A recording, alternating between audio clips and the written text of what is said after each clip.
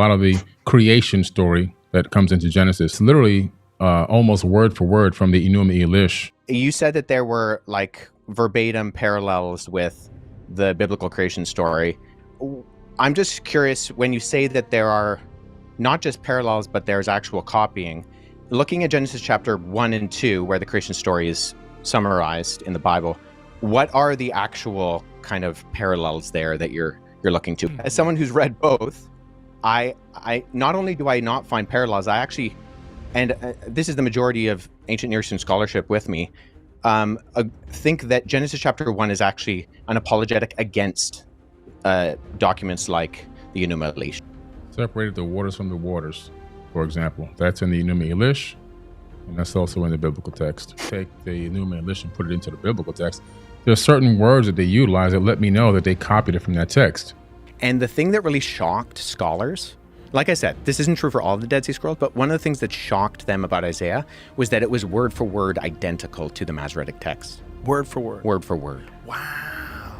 In the wake of Wes Huff, Billy Carson discussion, I had the privilege to sit down with Dr. Joshua Bowen, a bona fide Assyriologist and expert in the myths in ancient Sumerian and Akkadian, as well as skilled in Hebrew Bible and the Old Testament, to sort out the claims that were made by both sides. Is Genesis dependent upon or copied from ancient Mesopotamian texts like Gilgamesh epic or the Enuma Elish? Do the differences between the myths suggest that Genesis was not dependent on Enuma Elish? Or is there something much more important at play here? Did Wes really school Billy on the Old Testament? Or was Billy right when he critiqued the Hebrew Bible for being misogynistic, oppressive, and violent? More broadly, did Wes present what most scholars in the field say about the ancient Near East? Or did he cite scholars that actually aren't experts in these issues? Be sure to stay tuned until the end, where we critique how Wes and his Christian followers have failed to be like Christ in their engagement with Billy Carson. You don't want to miss it. Who was slaves. You know, I'm the God of Israel who brought you out of Egypt. So there's a fundamental difference, and there's lots of literature on this. I would encourage people to read my friend Paul Copan's book, Is God a Moral Monster? He's written some excellent stuff. He's also written on Did God Command Genocide in the Old Testament? He's a leading expert in the field of a comparative analysis of ancient Near Eastern war literature. It's a red flag to me that Wes is citing Paul Copan as an expert in this. Okay, so he's a leading expert in the field of comparative analysis of ancient Near Eastern war literature. Right, okay. No, he's not.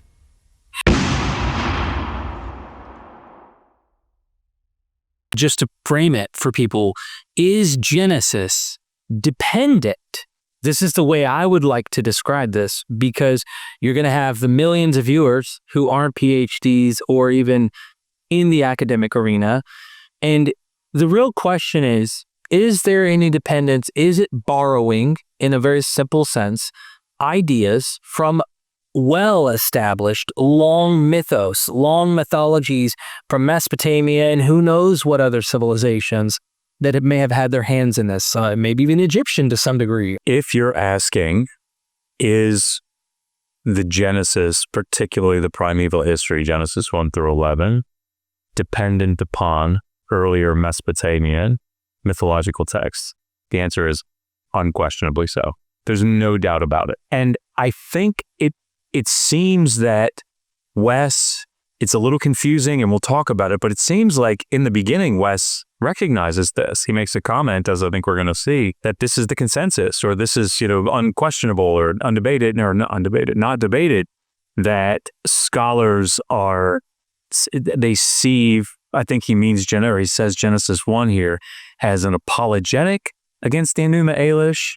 I thought he might have meant a polemic, but either way, if you're reacting to, if you're polemicizing a text, you're dependent upon it because you're reacting to it. So let's keep rolling them, because I'm certain it's going to come out. The Epic of Gilgamesh as well is also there in the Old Testament. Several other tablets as well, Code upon Marabi and a few others have made it into that text. Sumerian cylinder scrolls that talk about the creation story. Again, the creation story in the Epic of Gilgamesh. And so we tend to see this this copying of ancient tablets, text, and scriptures, even some papyruses, into the biblical text. So I would want to make sure in any conversation that I would have about this topic, I'd want clarity on what Billy Carson means by copy. Because I suspect what he means by that, particularly given what he says in the rest of the debate or the discussion, is that it's not written in a vacuum, right? It's not coming up with it. The Hebrew Bible isn't coming up with this stuff all on its own. It's not, I think he uses the phrase, it's not being written in real time. And that's absolutely the case, right? He's absolutely right about that. The problem is that when you use the word copy, it's like when you use the word plagiarize, right?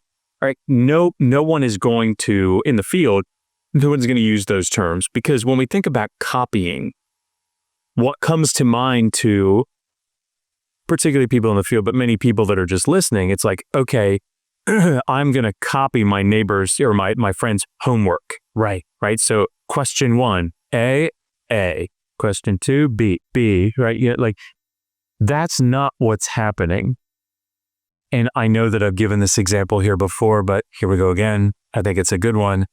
Eminem is not copying Joan Jett's I Love Rock and Roll in his song Remind Me.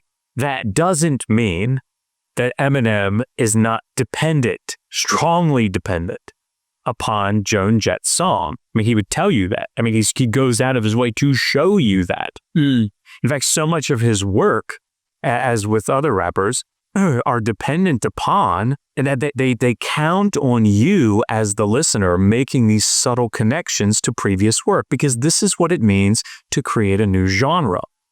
It's taking something and reworking it in such a way that makes it new. And this is what's happening in Genesis 1. It's happening in Genesis 1 through 11. It's happening more widely in the Hebrew Bible. It's how they did it in ancient Near Eastern literature. And we can go into boring details about that if you like. But the reality here is that when Billy says that they're copying word for word or something like that, that's not the case, right? And I think, but I don't know that that's what he means. So let me step in and give my little 2 cents of this, because I think, again, the average person, when they think copy, they think what you just described, dependent.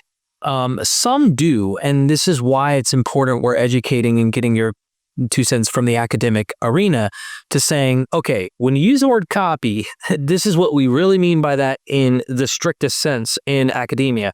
You're literally almost verbatim, and that was almost never done. Okay, that was almost never done with literature.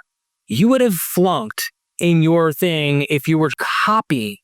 You're always reworking. And so if we give a generous interpretation here to what Billy's saying, the dependent part comes in, and I think of René Girard and others who do mimetic theory in a philosophical linguistic sense, and they point out that everything is dependent on something else. The Hebrew Bible is not in a vacuum and did not start in a vacuum. It started working off and, as is pointed out by Wes, competing with other ideas. But how do you do that if you don't actually in some way are dependent on that framework in order to compete? And this is what I do with my comparative mythology stuff, and I get the association fallacy all the time. And it's like, well, it's really academics who are making the case that I think have convincing arguments, sometimes genetic, sometimes just general genre observations. But I think we continue because he gets into more of this. Your point, I think, is that, am I right? Yes, it's if we're precise about the words that we're using, but this is why I brought up the ways, the vantage points from which we're coming to this. I think that proves your point. Yeah. Your point is not like he is getting the gist you're pointing at, but it is important that we're correcting that so that the viewers know that like it isn't Xerox word for word, verbatim, just a rip off of the identical thing. But when look, for those who don't know, me and you, I reached out to Wes. I want to have a conversation post-debate to talk about what he felt was successful, to press him on some of the things that I disagreed with, but also to kind of understand his arguments and where he was coming from. He didn't have time for me. I don't want to get lost in the sauce of trying to get people to like either oppose, look, he doesn't want to come talk to you, or he's scared of you, none of that. I'm not trying to feed into that. I think he's a busy guy, and look, he's an apologist. I don't know if an apologist wants me on the top tier of people he's trying to visit, when my channel does a lot of anti-apologist stuff. So let's put that on the table. The other thing is I get accused of riding the wave. I'm riding Wes's wave. Let me just nip that just to say, you do know that Wes is riding Billy's wave, and Billy was riding Joe Rogan's wave, and I'm just making a point, like, everybody is doing this conversation, and that ain't a gotcha. This needs to be addressed. It's a perfect time to educate, especially since everyone's looking and wanting to hear, what do scholars say? So, that being said, you and I spoke to Billy, and in our interactions, that is exactly what he says he means. Yeah. And I think that maybe using an example early on that makes it very clear in a non-contentious context for anybody that's listening of what this type of interaction is or was in the ancient world will be really useful going forward. And I've talked about it before. Actually, I think I talk about it in the course, the MVP course on myths borrowed by the Bible. And it is how this text, the Enuma Elish, utilizes an earlier myth called the Anzu myth. And just very, very quickly, the Anzu myth is a story about a giant mythological bird who is guarding the cella of one of the top gods, Enlil. And Enlil has this thing called the Tablet of Destinies, which is the coolest name ever. And the Tablet of Destinies is like the reality stone in the Avengers. Yeah, with the guy, that's right. Yeah. So it kind of controls nature, right? Kind of controls things. Got it. In the world. So Enlil goes to take a bath, takes the Tablet of Destinies and puts it down. The Anzu bird takes it, flies off with it, and the whole world falls into chaos. And this god, Ninurta, has to go, or ultimately goes, has this major battle, 2 major battles, with the Anzu bird. And he can't beat him the first time, because every time they'd fight and he'd shoot an arrow, Ninurta would shoot an arrow at him, and the Anzu bird would take the Tablet of Destinies and say, essentially like, hey, wood that's in that arrow, turn back and go back to your thicket, right? And it would obey it, right? As it controls reality. And so Ninurta, this mighty warrior god, has to get help from Ea, Enki, on how to trick him, okay? And that's the basis. So he ultimately wins, but by tricking him. Now, that's the earlier mythology, the earlier text, and it's very well known.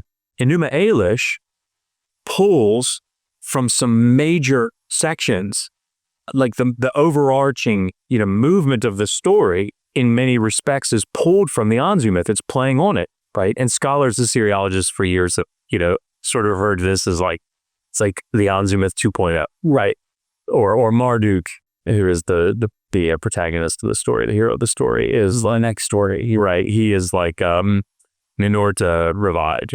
But the point here is that the Enuma Elish makes very clear references back to it, like not disputed in the field at all, references back to the Anzu myth. So there's like, if we were to talk about dependency, if we were to talk about, is the Enuma Elish written in a vacuum or something, or is it written in real time? Or no, it's utilizing the Anzu myth. It's dependent upon the Anzu myth, and that was a good thing. And some of the ways that you can see this, and we can get into it in more detail as the clips go on, but you can see it in specific language that's being used. You can see it in themes that are being used. You can see it in, and as Wes points out, I mean, he's correct when he says this, that it's in the details. But the thing is, I don't think it works for Wes in this context. I think it actually works for Billy in this context, because it's in the details that we see this dependency and why it's dependent and how it utilizes it, which is really important to the Genesis narratives. Before we proceed, that is something that has always come up with apologetics against what I do with comparative mythology. We find commonality. They go, that's generic. IP did this with me with wine, water into wine. Okay, I'm going to beat a dead horse here, but to make the point, go ahead and give me any god in the Mediterranean world. I'll give you a millennium, okay, to work with. Give me another god that transforms springs, rivers, fountains, empty jars with wine that intoxicates and enriches the people's lives as a god of nature, and is well known in mythology to grant immortality to his devotees post-mortem. Okay, and the list can go on and on about Dionysus and overlaps that we find within Christ. The point is, and I'm using Christ to mean Jesus, Jesus literally fills empty jars, right? He'll go, those are generic, general. How many other examples can you pull out of your you-know-what to prove that there's so many of those? There aren't, and that's why people like Rudolf Bultmann and other scholars go, listen, I tried to find a Jewish one. There's no Jewish example I could go to. The scholars like to go back to Jewish sources first to check. I don't blame them. The scriptures say it is written, right? And so they run there. There's nothing. What do we do now? Well, gotta go to Dionysus. And they do that, the ones that aren't trying to make some apologetic. It's those similarities become general or generic and insignificant. And I think that's the sleight of hand that Wes pulls, in my opinion, when we talk about dependence. And then when you find differences, they become the maximal. They are what makes it so distinct that it has no dependence. And that is the apologetic, I think. I don't like it. It annoys me that why are we saying both are significant? Similarities, at least great, we're dealing with the same topos. Differences is how we interpret this one versus the one before it. Yeah, I mean, sort of the main example that you can pull out of the primeval history in Genesis is the flood narrative. And this is one that just scholars have known about it for centuries. And it's what we all talk about because it's just so clear. Atrahasis, Gilgamesh Tablet 11, even, the Sumerian, the flood stories that predate, like, there's no question that Genesis 6-9 is utilizing this flood story. But the interesting thing is not necessarily to look at where they line up. The interesting thing is to ask the question, where are they different? And what does that mean exactly? So, but this is how we do things. There is a type of literature called a city lament. And a city lament bridges different genres in Sumerian. And Steve Tinney wrote a wonderful piece on this in a monograph. But it makes a new genre. There's a type of city lament that it makes this new genre. And that's what they do. They take other genres and they mix them together. And you get like this thing in the middle, right, that brings it together. And so the question is, when we look at things that this looks like this, and the writer or writers are clearly trying to draw our attention back here, where is it that they're different? What are they saying that's distinct? And those are the things that are really interesting to look at. And that's why something like the Anzu myth, I'll just give one example. Yeah, very, very quickly, please. In the Anzu myth, Ninurta can't win because Anzu has the Tablet of Destinies.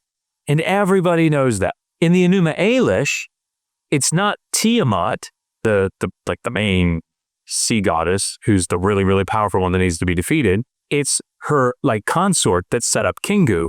Kingu is set up and she places the Tablet of Destinies in his hands up against his chest, right? Here, this is you're in charge, right? I'm elevating you.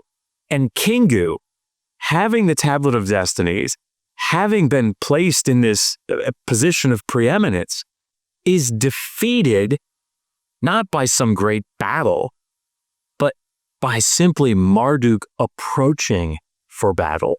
That sets Marduk apart unbelievably compared to his previous myth. Because everybody's thinking, well, I remember Ninurta had to like fight and he couldn't win, so he had to use trickery. Marduk wins against it, but the Tablet of Destinies doesn't even help that god.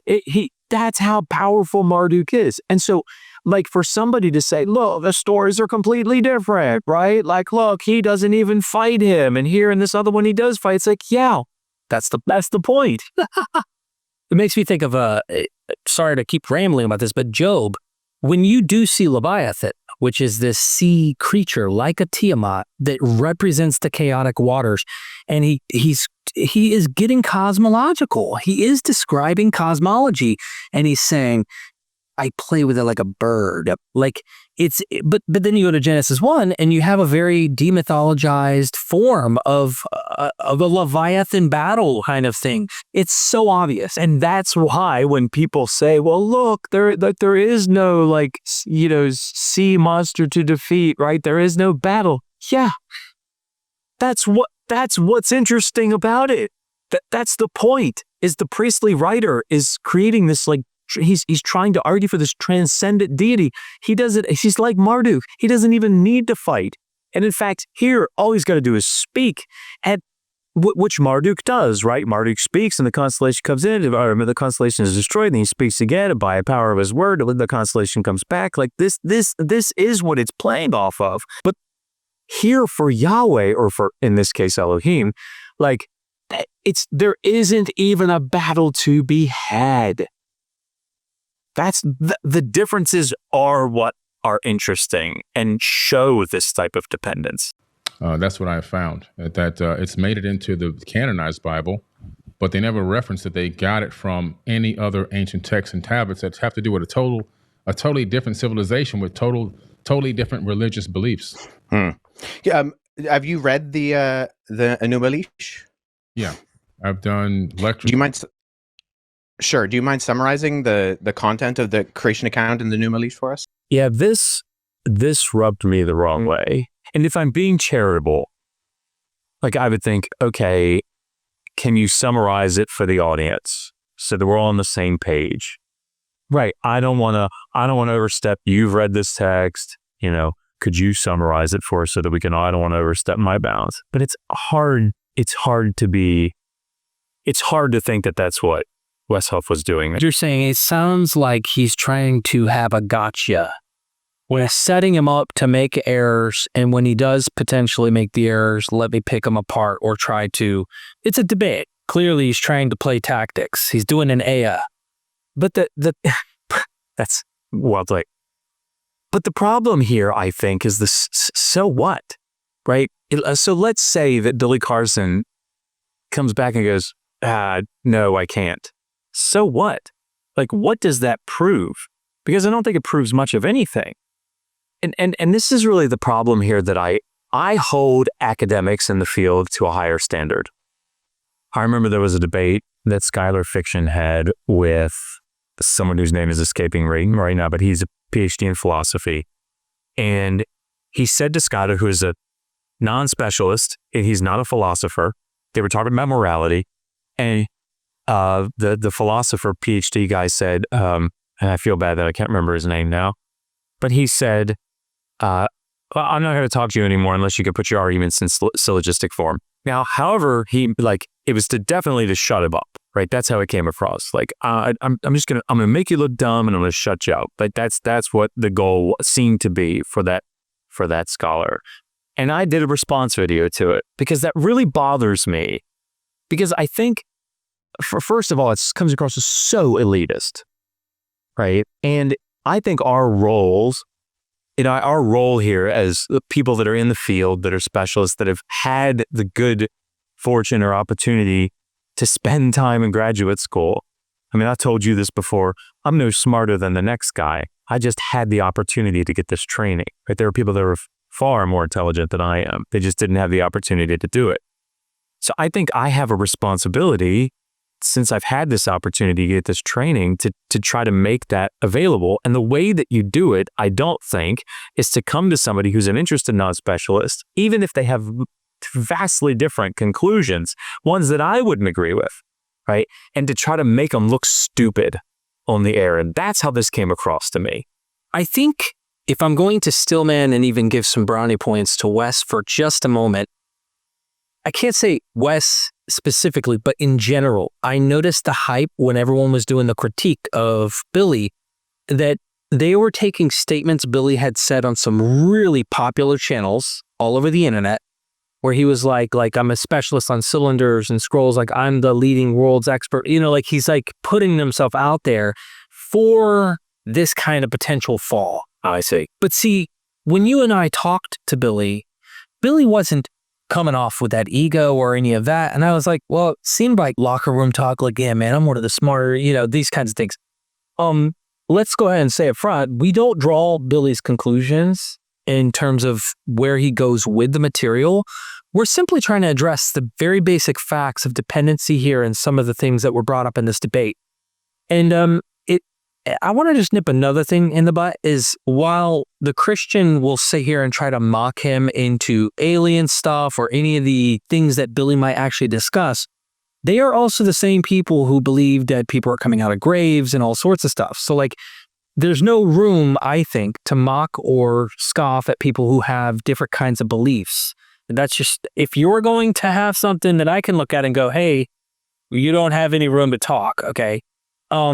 We don't draw those conclusions, but we empathize with seeing what took place, and especially the aftermath of hearing how many death threats and the N-word being thrown around in private messages to him, and him telling us how he has never in his whole life ever had this many words from Christians writing him. Now, Christians will say, those aren't real Christians.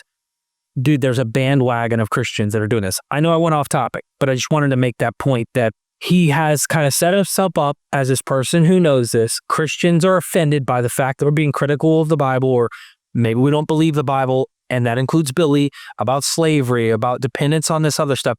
So they need a warrior, they need a Heracles to fight their battle, they need an Inerta, they need a Marduk to come in and try to destroy the Tiamat. And right now, Tiamat to them is Billy. And so they're taking those clips and Billy's coming in doing this. But your point is, just so I'm still manning you, is that as a scholar, there should be a little bit more, maybe instead of trying to gotcha, make this a point of an educational moment, because this didn't turn out into just an educational moment. This became we're going to publish this anyway, in light of someone whose feelings was really upset about the fact that y'all were still going to proceed with this. Wasn't at his best, he said. Didn't want this stuff to go public, and you still did it.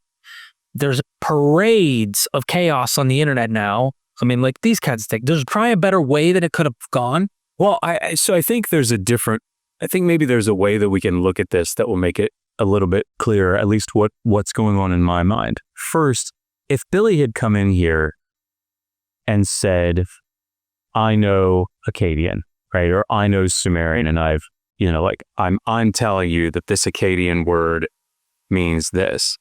I think it would be perfectly fair, perfectly reasonable, and like something I would say, like, okay, so you've been trained in Akkadian then, so can you giving a little, I don't know, I still think giving a little field test like this is, I don't know, I just don't know how far it gets you, because, I think I could say to a lot of Christians, summarize the book of Job, right? Or can you tell me the story of Samson, right? Or walk me through the conquest, or walk me through the whole Exodus story. That one might be a little bit easier, but even so, like, I feel like it might be difficult for somebody to walk through some of those stories if they haven't read them recently, right? But I don't know that I could then come back and say, you don't really know this stuff. The other problem here is that what Billy's saying about dependency, about Genesis 1, being dependent upon the Enuma Elish, is not terribly debated. Right. And it seems like Wes knows that, because if I understood what Wes said, like, he agreed that it's an apologetic was the word that he used. Right. Whether he meant that or polemic, whatever. So that's not contentious. And so I don't know, this just, it came across in the wrong way to me.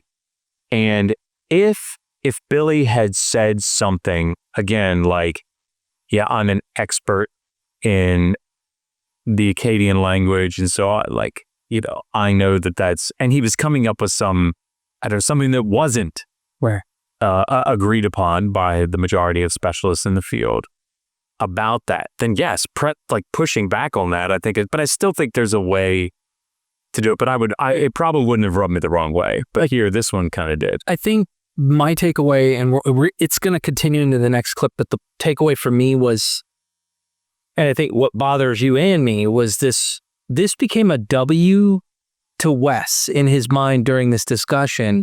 And again, we're back to this. Is Wes admitting that it's dependent? It's like he's saying, sure, but no. In a weird way, that's how I feel his viewers, all the audience was taking it as a W in this. Like, they see it and they go, Genesis isn't dependent on any of these earlier myths. Yeah, I think that Wes, for the first half of what we're going to see here, at least the first section of it, I think you feel like he's very careful about what he says, and through a lot of what he says, I think he's very careful to distinguish between like what is the biblical, what do the biblical texts say, and what does historical Christianity teach. Like, I think that's good, right? I think that's being very careful about what interpretive framework one is utilizing. But I feel like here you're right on that he says, and we should just get to the clip, but like he says, yeah, it's dependent, but then at the end you feel like he's saying, no, it's not. Sure. The Enuma Elish is a very ancient text discovered in the Library of Ashurbanipal. And the summary of it is that it really gives us an account, which is crazy, an astronomical account of the creation of our solar system. It talks about planets and moons gaining specific orbits around the sun. It talks about a huge planet named Tiamat, 46 times larger than Earth. Earth didn't exist at the time that this, according to the author of this text, which is pretty interesting. And then there's talks about a nemesis of sorts. In the original version, it's called Nibiru, but in a more recent version, still thousands of years old, the name was changed to Marduk. Marduk is in the Jewish American Library, in the biblical text, in the Torah, and so forth. Very popular figure in ancient times in the religious books and texts. Marduk wanted to be the destroyer, so Marduk is the one that during its next orbit towards Tiamat, crashed into Tiamat and destroyed Tiamat. A huge chunk of it swung away, recoalesced, taking the water, land, and organic material, which basically recoalesced as our planet here, Earth. He asked him to summarize, and clearly his interpretation would not completely align with what your interpretation would be on this. He's probably working from translations, not saying he doesn't possibly pull up in a lexicon that might have a word for word here, but in terms of reading it as an expert, I don't think Billy's ever claimed to be an expert in reading these languages. But again, he wanted him to give me the rundown, and there's a lot more we didn't play that he gives about these earlier myths, because I think he was waiting for him to make mistakes so that you could just pick them apart. But when I listen to this, I mean, obviously, and you and I have said this to Billy, yeah, like we obviously don't agree with like the ultimate conclusions that are drawn from the data points. But again, what we're doing here is trying to say, let's start with the data points. Right. And then we're talking about the data points. I think like Billy got a lot of these things correct, right? When it comes to things like dependency. We would disagree about Tiamat being a planet, just to point out a few differences. Tiamat being a planet, or I think there was a comment about Nibiru and something to this effect. Well, I think what I would say is that if you were to ask an evangelical Christian today, like if we were to ask, can you tell me the story of the Garden of Eden? And you would probably, or you very well may hear them say, well, this is the story about the fall of man and how sin entered the world, and it started either you get the first gospel message in Genesis 3:15, right? And this is where Satan tempts Eve, and this is following the fall from heaven. Well, okay. Ask an Orthodox Jew to explain what the Garden of Eden is. radically different, very, very different. But the evangelical Christian is coming at the text through their interpretive lens. And it sounds like that's what Billy's doing here, right? So Billy seems to be adopting like an allegorical approach to the text, it seems like. Or from some have commented, and I don't know how factual this is, something to do with like a Zacharias Sitchin kind of, it's like blending modern planets and stuff and then trying to kind of explain in a way, allegorically, I guess you could say, these ancient gods and stuff in some there. I don't know. Yeah, and I mean, without talking extensively to Billy about this, like I don't know how I would know, but like listening to one of the things that he said, for example, is that the Tiamat, part of Tiamat, it's like, I think he said, like, it's thrown up into the heavens and it creates I think he said it creates, I can't remember, creates the planets or creates the Earth. Part of it creates Earth. The other half went back to the asteroid belt, I guess what he said. Well, I mean, this seems like what he's referencing is when Marduk defeats Tiamat, right? Surrounds her with his net and then blows this evil wind into her mouth. It fills up her belly and shoots the arrow in, and then ultimately cuts her in half like a fish, the text says, and takes half of her carcass and stretches it out amongst the heavens, right? Well, if he's reading that and saying this is actually representative of a planet coming in and smacking another planet or something, I think that's what he is doing. that sounds like an allegorical approach. Okay. But maybe he's just viewing this as this is what they saw and this is how they tried to represent it. In any case, Either way. That's taking the data points. What do these Akkadians the words say? What is the syntax and what does the text actually say in its as we would translate it? And then taking an interpretive framework and saying, well, I think this is them trying to represent actual events that took place in history. Well, that's an interpretive framework. It's one that I wouldn't agree with. But that's what his summary is doing. So if I'm listening to an evangelical Christian tell me about Genesis 3 or the Garden of Eden story, I don't sit there and say, it's not Satan, right? Because unless it's a very specific circumstance, because what I'm doing is I'm understanding that they're coming at that text through their interpretive lens. So what they're going to say is that's Satan in the garden. Right. And I understand that, and so I sort of grant that along. And it sounds like that's what Wes did, if I'm remembering right. It seemed that way toward the end of it. And even then, Billy, even a few moments where he's like, this is my personal opinion. Sure. The genetic modification of hominids and stuff, like he's trying to blend things to make it make sense. But yeah. But it does sound like he's familiar enough with the text that he's talking about some like pretty major sections of it, right? And this is the problem, I think, for me, and I'm not saying that I wouldn't be guilty of doing this in a particular circumstance as well, but I would critique myself for having done it. I mean, it sounds like this is a gotcha moment. And like if you haven't read the Gilgamesh epic in a while, try to summarize it. It's a very complicated text. Yeah. You'll get this not the right order. Yeah, there are lots of movements in it. So but I would be very happy to say, like, yeah, there's probably some really clear parallels between Gilgamesh Tablet 11 and Genesis 6 through 9. So, but if you were to say, I don't think can you summarize the Gilgamesh epic for me?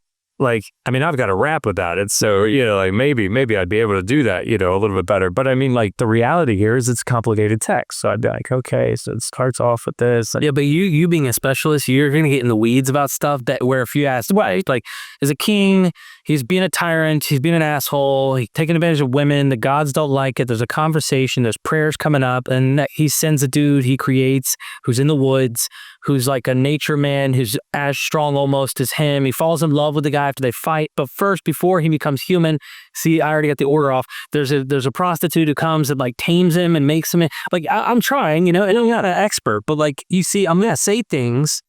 It's not, I don't think it's indicative of whether Billy knows this story or not. Right. Or if he's read this story or not. I think we all do this, and I'll shut up, but I think we do this. People feel very comfortable, as they should, saying I think, scholars would say that, the Exodus, as it's laid out in the Bible, didn't really happen. Right.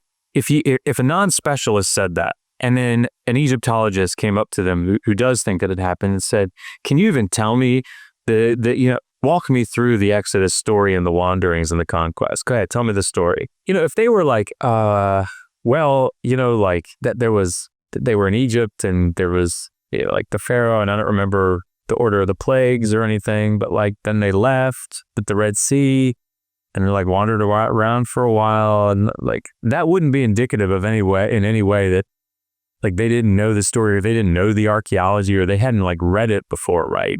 And come to a conclusion. We do this all where we come to a conclusion about something and we kind of like put it on the shelf. Yeah. A lot of stories there are parallel stories that you see in the Bible, even the Tower of Babel incident and many other crazy stories that are in the Bible. You can find a lot of those true stories in the ancient text, like the Epic of Gilgamesh, where you can find the true story of Noah. They found the Noah tablet to give him instructions on how to build the ark. It wasn't a big boat. It was a round disc that he built with sections cut up on the inside like a pie. That was discovered about 4 or 5 years ago. I believe it's at the British Museum now. So there's a lot of text that's just been covered and copied over into the biblical text. Yeah, and here is a good example, right? Like, I would not obviously agree with the words that Billy's using here, right? Like, when he says that this is the true, that's like the true version. I caught that, yeah. But I would also think, having this conversation, what does he mean by that? What's he trying to relay to me? Because true to me, like, as this sort of philosophical notion, okay, this is the one that actually happened or something. Yeah, I don't think that's what he means by that. And I would assume the best in this conversation and say, okay, I would hope that I would. And say, okay, probably what he means by that is like the more original, the earlier. That is an interpretation. You could take it as he in some way thinks this one is closer to what actually happened or something. I don't know. Yeah. You and I would obviously think this is mythology. And at best, again, if we wanted to go down the memory lane and say, well, look, the Euphrates flooded often, and so someone had a boat and floated. But who knows? You know what I mean? But yeah, I like your point about older. And it's clear the Bible is, we've pointed out, like in the academics, we're going to get into some of the details here, is dependent on the older stories. This is an older story. It brings me to the whole point of when Billy was like, some people think this is real-time acted. Meaning that, my point here is that I think a lot of people are saying that this information was written in real time. A lot of people believe that. If you ask the average person, they really believe that. But a lot of this information is just copied from older tablets and texts from an earlier date. That's because I have had, and you had a different interaction, where Christians are screaming through my comment section, Abraham was in Mesopotamia. He is the one who had these stories because he lived it. He was there. So all these stories from Gilgamesh, Tablet 11, from Atrahasis and Enuma Elish, and all these myths, they're all after Abraham, and therefore all the diluted demonic versions of the Abraham, which was older and original. Do you see what I'm saying? And it's like, oh my gosh, you have to break that down. Yeah, I mean, I'm super excited to see the evidence. Like, that's what I would say to that. You have a tablet, dates to the 3rd millennium BCE, and you have a text that talks about a character that supposedly stretches back to what, the 2nd millennium BC, doesn't even go older than the oldest tablets we have about some of these myths. You see what I'm saying? Yeah, I mean, look, this isn't the way that research is done. This is how scholars in the field draw conclusions about these things. You can't start with, we think this is an inspired, infallible text that was given by God, right? And then move from there. That unfortunately doesn't work that way. And so you have to ask questions like, okay, what are the data points? What do we have? Great. And when you look at what we have, you're starting around the beginning of the 2nd millennium BCE, early in the 2nd millennium, like we have this flood story developing. And it develops in Akkadian, it develops in Sumerian, and it comes down in a pretty rich tradition through the Epic of Gilgamesh, through Atrahasis. And, when you couple that with Israel's not a thing, until like the earliest that we know of Israel is 1207 with the Merneptah's tale. And, through Iron One, they're developing in the highlands. We like, you can't just say, oh, even though we don't have any evidence of it, we think that some guy named Abraham passed on this tradition in a way that, I don't know, went through different languages and yet still come away saying, all right, well, we have this Akkadian term in this particular context of a flood that shows up in the Hebrew Bible, when the Hebrew Bible Hebrew has a perfectly good word to describe this, or to indicate this, and yet uses this term that isn't used elsewhere.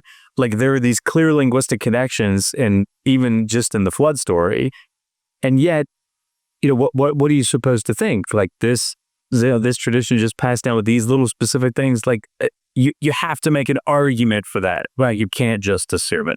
This is a really good point.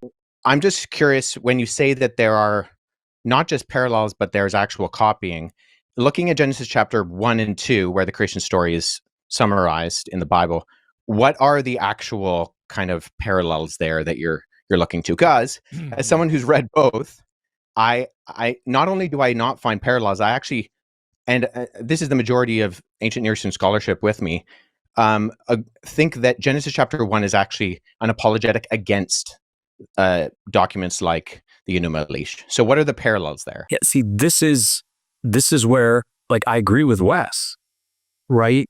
In the sense that I think the majority of scholars look at Genesis 1 as some type of reaction to either the Enuma Elish or some derivation of it. So, but then why is that whole sentence of, I don't find any parallels, he said, but all of ancient Near East will agree with me. This is an apologetic or a polemic against. So I don't know how you can't find parallels. So that tells me, and this is my reading, I may not be so generous here, but I'm just being honest. I found it over and over in the school of apologetic thought that I know the people that Wes runs with, they may not be PhDs themselves. These are people like Inspiring Philosophy and others. And he's commented on this stuff too, trying to divorce Genesis. This is a known apologetic trend to divorce it from having parallel dependence on these earlier myths. And they'll have a clever way of going, no, this scholar doesn't think, Joel Baden doesn't think, direct this to that. Therefore, Joel Baden thinks that it's not reactionary to the mythos, and Joel Baden doesn't think it's mythology. I mean, what do you mean by this? It's like people who quote a scholar that I know for a point and then disagree with everything else they say about it, but just need that thing to get their point on their side. Yep. And this was contradictory sounding to me. Yes. It's parallel, but it's polemic, and it's not parallel. Sorry, it's not parallel, but it's a polemic. Yeah, and that's why it's confusing to me, because you can't in the same way or at the same time say, again, that Eminem is riffing off of, if that's the word you use there, off of Joan Jett's I Love Rock and Roll, and yet say there are no parallels between them. Like, one requires the other. Right. And so, because it doesn't work otherwise. If Oh Brother, Where Art Thou? Yeah, if you've seen Oh Brother, Where Art Thou? Like they say, that there are very clear signs in the story that they're trying to pull from the Odyssey, right? Yep. Now they get some weird stuff wrong, seemingly, but nonetheless, if somebody were to say, if Billy were to come in and say there's dependency of Oh Brother, Where Art Thou on Homer's Odyssey, I don't think anybody'd have a problem with that, right? Nobody would say, well, now look, here, the sirens in Oh Brother, Where Art Thou get the travelers, right? They get them, and the sirens didn't get them in the Odyssey. So, I mean, yeah, this is just, sirens are just something that show up in all kinds of texts, right? No, when we're hitting something so important that I fight this every day with apologists. It just doesn't click. It doesn't seem, because they need it to not be, they don't want it to be in the same category. They don't want it to potentially be in the same category. So they try to distance it, and then they also have a superior explanation for why this one is the true and the one, and none of the other ones are true. There's so much going on there. Yeah. And I just don't think it's necessary. You know, ancient Near Eastern scholars that are evangelicals are very clear that in the ancient Near East and in the Hebrew Bible, they had a different view of the world, right? They had a different cosmology than we do today. So they view the earth as flat, and they are big dome overhead, right? Like foundation pillars. Like, they didn't think about the world in the same way that we do. And that's not a problem for them. They just say that God is utilizing where man was at the time to tell a story through this particular genre. And you don't have to read it like literally. That's how they engage with it. Now, like, do I ultimately agree with the things that their ultimate conclusions? No. But the point is that I don't think it's necessary to create this gulf between them. I think when you recognize that Genesis 6 through 9 is a polemic on the Mesopotamian traditions, when you recognize that Genesis 1 through 11 is a polemic on Mesopotamian traditions about the city and the focus on the city and movement toward the city, it makes it that much more meaningful. And I think what it means is you might have to walk away from your interpretive framework a little bit and say, all right, I'm not going to read this in the same literalistic fashion in order to derive meaning from it. And so this, I feel like I need some more clarity on this, because I don't understand what Wes is saying when he's saying it's both an apologetic or a polemic, whichever one he meant, and yet there are no parallels. I don't understand it. Separated the waters from the waters, for example. That's in the Enuma Elish, and that's also in the biblical text. Okay, that I would agree is a parallel. The only reason I highlight that is that if you're making this the argument, because if you brought it up, and I mean this with all due respect, there are superficial parallels. I would agree. You know, the separation of the water, the concept of the earth being formless and void. That's also in the Enuma Elish.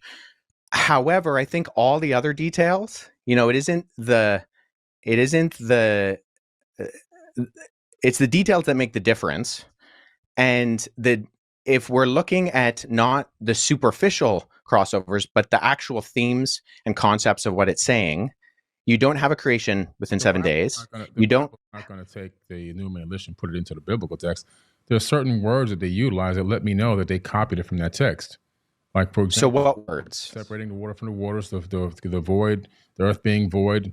That information is literally just copied over. So it tells you that somebody saw that and said, let me add it to this book right here. Or let me add it to the scripture or this papyrus, because it wasn't a book yet at that time. So was this text discovered that makes it parallel to Genesis? Was this like supposedly discovered prior to? I'm just curious. It wasn't discovered prior to the Bible, but it dates back long before the Bible was ever written. Yeah. So let me just say this. So the reason why I say it's actually an apologetic against that is because the purpose of the Enuma Elish, which the Babylonians read every Babylonian New Year, was to point out the fact that the deities, and there's countless deities in the Babylonian pantheon, they actually come from the created order. So they're not outside of time and space. They actually come from the created order. And when they die in this battle, right, when Tiamat is defeated, the defeated gods become the earth and the sky and the plants and even you and me. And in that sense, the theme is that you don't actually have any purpose or end result. And you're not created in the image of God. In fact, in the ancient Babylonian system, only the kings were created in the image of God. And what we see that is counter to that is that even, sure, there's superficial, divided the waters, but we find that in almost every society and culture. That's not a parallel as much as it's just a generality. I would say what we see within the biblical account is that God purposefully creates. There's only one God. He purposefully creates, and then he creates and it's good. And it continues to say it's good 7 times. And then at the end of chapter 1, just for, the thick people in the original audience, it says, and then it was very good. And then he creates humanity, not kings, but simply the humans that he creates in God's image. I have so much I could say, and I know you have so much you could say.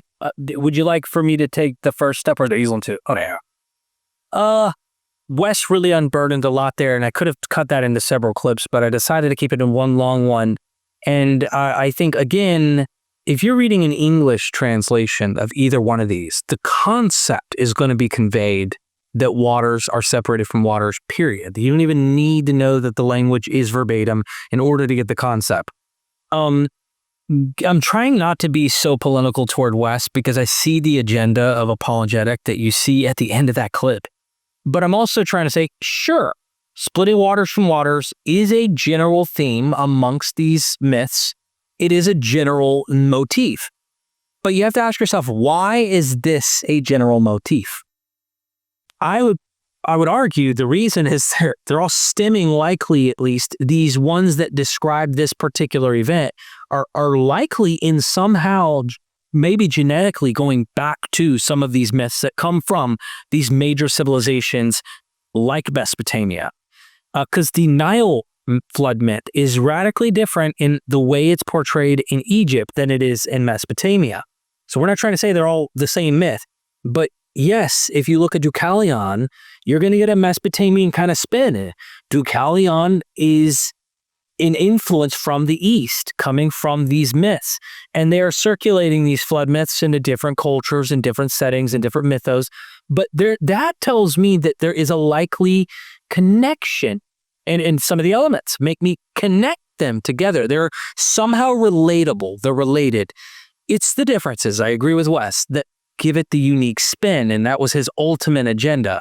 Is there anything I missed that you wanted to capitalize on in that? Well, I mean, again, there are several things that I'd like to say. Hopefully I can remember them.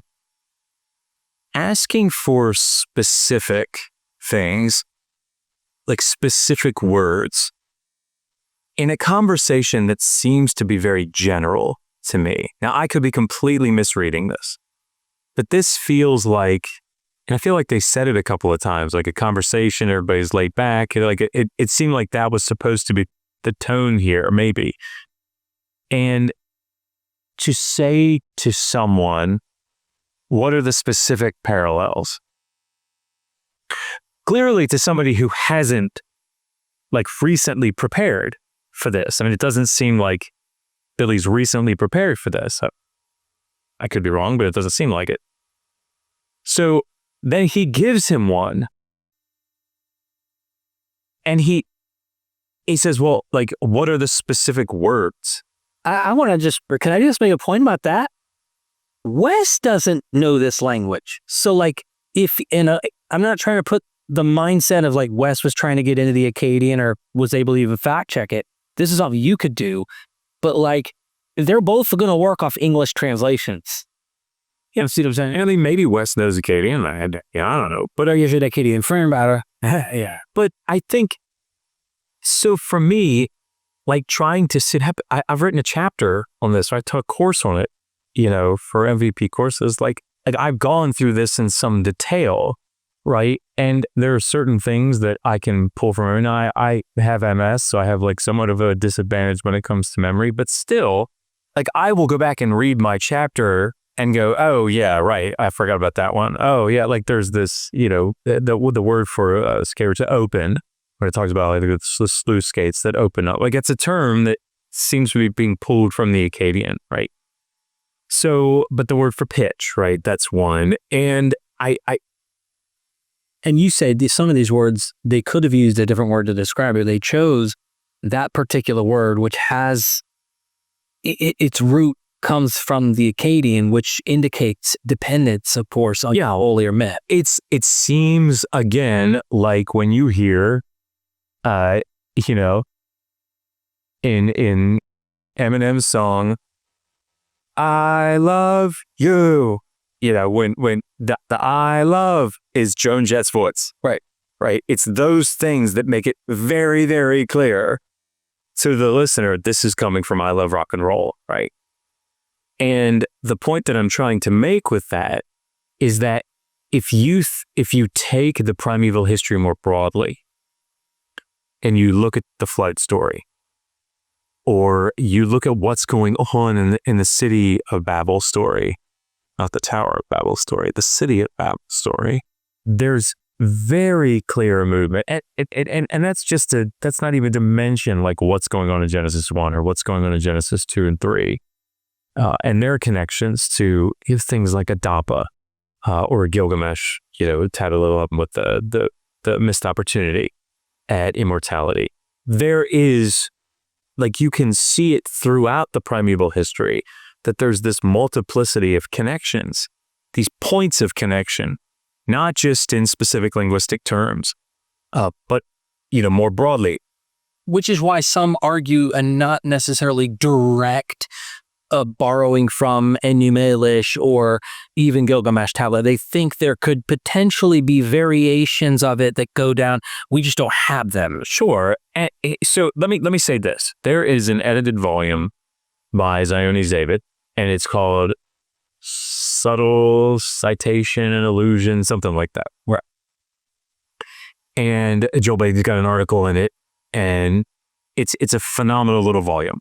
But it's all about how scholars deal with this topic in particular. How is it that we see intertextuality, texts that are playing with each other and dependent upon each other? And when we see things like some of the terms that are used are an echo or an allusion to something or a blind motif, like these are all different things that you can see from a source text and a receptor text, and they all have different levels of indicating dependency. So, like, you can't just say, we're going to look at the differences in Genesis 1 on like the image of God and say, well, that's different from what you see in Mesopotamia, but then there is no dependency. Because if you did that, if I could do that, then I could go to Genesis 6 and I could say, all right, look, why was there a flood? Well, Genesis 6 clearly tells me that mankind had become uber wicked. Terrible, terrible, terrible, terrible. And Yahweh was grieved, and it was the right thing. It's the only option he had, really. Like, Yahweh was just and righteous in destroying humanity. That's completely different from what you see in the Mesopotamian flood traditions. Enlil is called wicked. He's called evil, this evil thing that he does for sending the flood. And Ea has to come along and rescue humanity over and over again. Like, so they can't be parallel. They can't be dependent because those two things are completely different. Well, no, it doesn't work that way. It's those distinctions become meaningful in light of the other connections that draw the text together. Right? That's the important, like that. In that context, you have the antagonist, Noah himself, who is sacrificing post-flood, and the God has a change of heart in both stories where they promise to never destroy by flood again. Both gods. God in the Bible seems like he smells the aroma of the sacrifices like, well, we're not doing that again. And of course, in the earlier flood myths, I heard there's different ones. I was reading where there's one where he is flooding for, and this is in the earlier, somewhere in one of these myths, he is flooding them for wickedness, that they were being wicked. It wasn't just for being loud. So there's a debate about what rigmir means. Also at the Circadian word. Yeah, but that's... Anyway, that's a whole different... Does it mean noise? Does it have indication of wickedness or something? And people have argued that. I also want to take this one moment to just mention some little offshoot of a myth that is found in Dionysus with Orphism. And this is like, I think this may come from a much earlier period where in the myth of Dionysus, he's a little infant. The Titans scheme and decide, I'm going to go get this son of Zeus. And they eat him. They rip him into pieces and eat him. It's a gruesome myth, okay? Zeus is not happy. Thunderbolts out, going full gangster on these assholes for what they did to his son. Well, when he does, ashes cover the earth. It's a complete apocalypse. He completely annihilates the Titans who have consumed his divine son. The ashes that cover the earth end up, humans come out of the earth. And in this myth, humans that do good have a part of Dionysus in them. And the humans who behave bad are acting like the Titans. So in this kind of mythos, it's like, you know, you could almost look at it like that earlier mythos. You could see how the evolution of this idea of the good and the bad behaving humans are actually just imitating when the decayed, defeated evil gods or even good is mixed in there, that the way the humans who are made from earth, from clay, behave reflect either Tiamat or, I'm just making up an example here that I can see that evolution taking place in Orphic thought. Now, I wonder if that has any interpretation in the ancient Mesopotamians. I don't know. Like, that's not my area. This isn't my area, but I read this recently, so I'm just telling you like an interesting thing. What I saw Wes do was go, image of God. We're special. This is only for kings. And then I read about scholarship that talks about these genealogies that are Sumerian kings lists, that the genealogies in the biblical account are clearly kind of riffing off of in how they're crafting their genealogies. Yeah, they're not all kings, but they situate these characters in a genealogy like kings, but they aren't kings. Like the confusion to me is it seems like we're arguing about two different, not you and I, but in this discussion, it seems like we're floating between two different things. Wes seems to be on the one hand saying, yeah, it's an apologetic against it. But let me say it this way. It sounds like what Billy is saying is the Hebrew Bible or the Genesis stories or whatever were not just made up by Moses or something, right? They're not just written out of nowhere, handed down from God or whatever. They're utilizing ancient mythologies. They're dependent upon them. They're borrowing from them, whatever. And it sounds like what Wes is trying to say is that the Genesis stories are not the same. They're special. Right. And both of those things can be true, right? I'd say both of those things are true.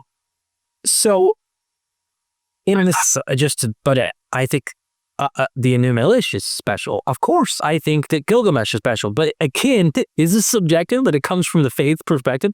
I think the Bible is special, and I don't believe it to be true. It's unique. It's got special things. That's right. Yeah. So we're talking past each other, I feel. One has the agenda of making it true, but it is the truth. He's wanting everyone to become what he is and believe what he believes. Whereas Billy is saying, look, man, this is another variation of mythology. And of course, Billy's going to highlight some things about the Bible that Wes does not like. Yeah. Slavery. We got to get into that. Yeah. Did you want to add anything to that before you continue? I think in the end, the danger that we get into here. Now, go ahead. Sorry. Just left that. No, you feel free to express yourself, because I do feel, even on the image of God thing, I can go to Plato. This is backwards to me, because if these are priestly writers, like the scholar seems to indicate, post-exile, sometime Babylon or later, likely 5th, maybe even late Persian. For all we know, it could be a late thing. I have some scholars who even think early Hellenistic, these sections of Genesis, right? Who knows? At the end of the day, Plato has an idea that all mankind has this kind of concept. It's like all of us play a role. Now, some have the spark and some seem to not have it, but we're all kind of unique and special. Back then, it was kings. And I wanted to call Kara Cooney, we never did before this episode, to talk about this because she points out that only the kings were made in the image of or became like Osiris when they died. And they were uniquely in a place in their mythos to become like the god king Osiris, and they're like Horus and all this kind of stuff. Later on in Egypt, it becomes everyone can become Osiris. Everyone is. This is the other thing that is very vexing to me about this notion. The biblical texts are relatively late.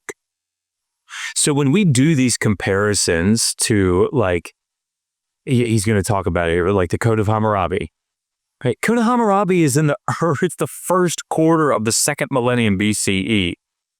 You know, let's assume everything that he says about it is true, that the laws in the Hebrew Bible about slavery, as we're going to talk about later, are like way, way better. They're not. But let's just assume it's true. It's 1,000 years later. Like you would hope. Theologies develop, like moral systems develop, like people develop. And if you were to look at Mesopotamian theology, Torkel Jakobsen has I think an article on this, but he talks about this, might be in his book, I can't remember off the top of my head, but he talks about how, I think it was Jakobsen. Sorry, it's been a while. Okay. But he talks about his view on how theology developed about deities in the 4th millennium, 3rd millennium, 2nd millennium, and so on. And you see this development, or it's at the 3rd, 2nd, and 1st millennium, I think. But you see this development from, like, the god is mostly equated or more equated with, like, the actual natural phenomenon. So, like, the sun, that's a god, right? And, or the storm, that's a god.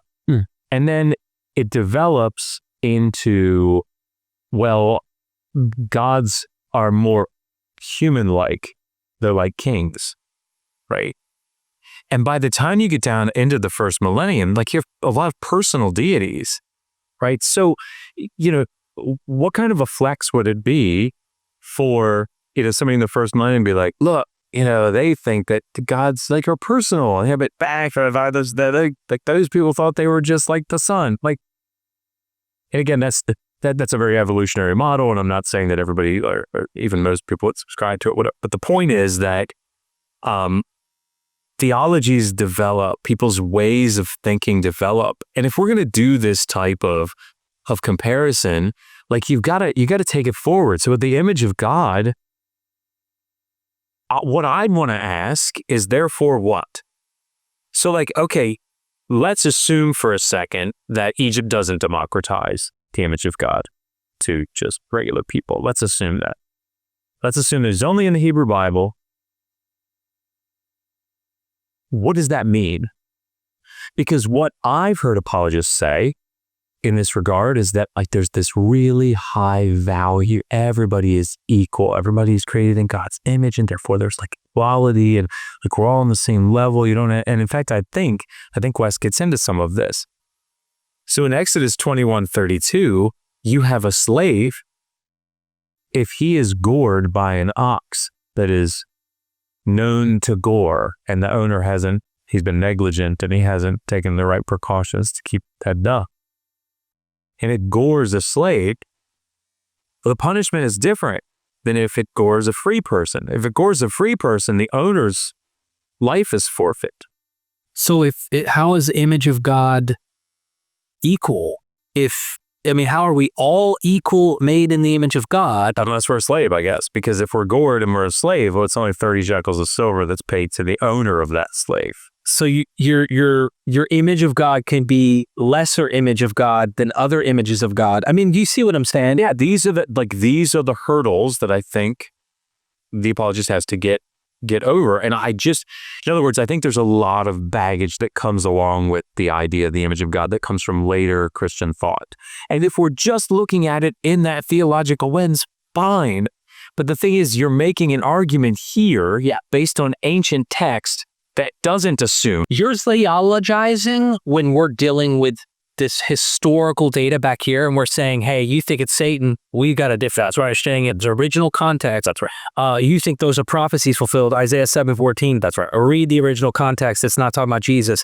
This is the point. look, let us make man in our own image, right? It's one God, and it's outside space and time, he said, right? Which is like the created order. These are part of the created order. These aren't. Plato, read Plato, dude. Go read some of the contemporaneous around the 5th, 4th century BCE materials from the gods and the philosophers and the thinkers. And now go read Genesis again in light of that and go, maybe mine's not as unique. Well, I mean, I almost thought about this too. Here's a parallel, right? God spoke. Through power of speech, things happen, appear, things separate. Well, I did not know this, and I came across this while crafting a video. You already knew this, but I didn't ask you because there wasn't a topic we had been talking about. I was like, man, that's a unique thing. Well, I know now that Egyptian gods did that. They spoke, Ptah and others spoke. But in Mesopotamia, Marduk is tested in one of these stories. I don't know what the story is. Hey, you probably have better, Yes. So just so that everybody knows, part of the main focus, I think, against what Wes implied, of the Enuma Elish is not to show that like mankind has no purpose or something. I don't even know where he gets. I think he's minimized it. I do think he's trying to downplay how the older myths don't really give a hoot about humanity. That we're almost like just slaves made for, you see what I'm saying? Yeah, the whole point of the Enuma Elish is that Marduk gains ascendancy over the divine pantheon, right? He gets the ascendancy over the other gods, even those that are his forebears. So and he demands this. He says, look, if I'm going to defeat Tiamat, like Anu and Ea before me have been too afraid to do and unable to do, I want something for that. So you're going to make me head of all what I pronounce, that's going to be. And the way that the gods indicate this to him is they say, all right, look, we pronounce it, what you say will happen. So here, there's a constellation, okay? Speak, and it will be destroyed. Speak again, and it will reform. It'll come back into existence. Right. And this is not a new thing. The Sumerian lamentational corpus that I wrote my dissertation on, the god Enlil, his word is a thing, right? There's a text that has that in its title, right? His word is a whale. His word is a whale. But like the spoken pronouncement of deities is a thing. And so, here in the Enuma Elish, this text that we're trying to distance right from Genesis, here it is. So, I don't think that the image of God carries the weight that Wes is trying to imply maybe that it does in demarcating the text so much that there's no dependence.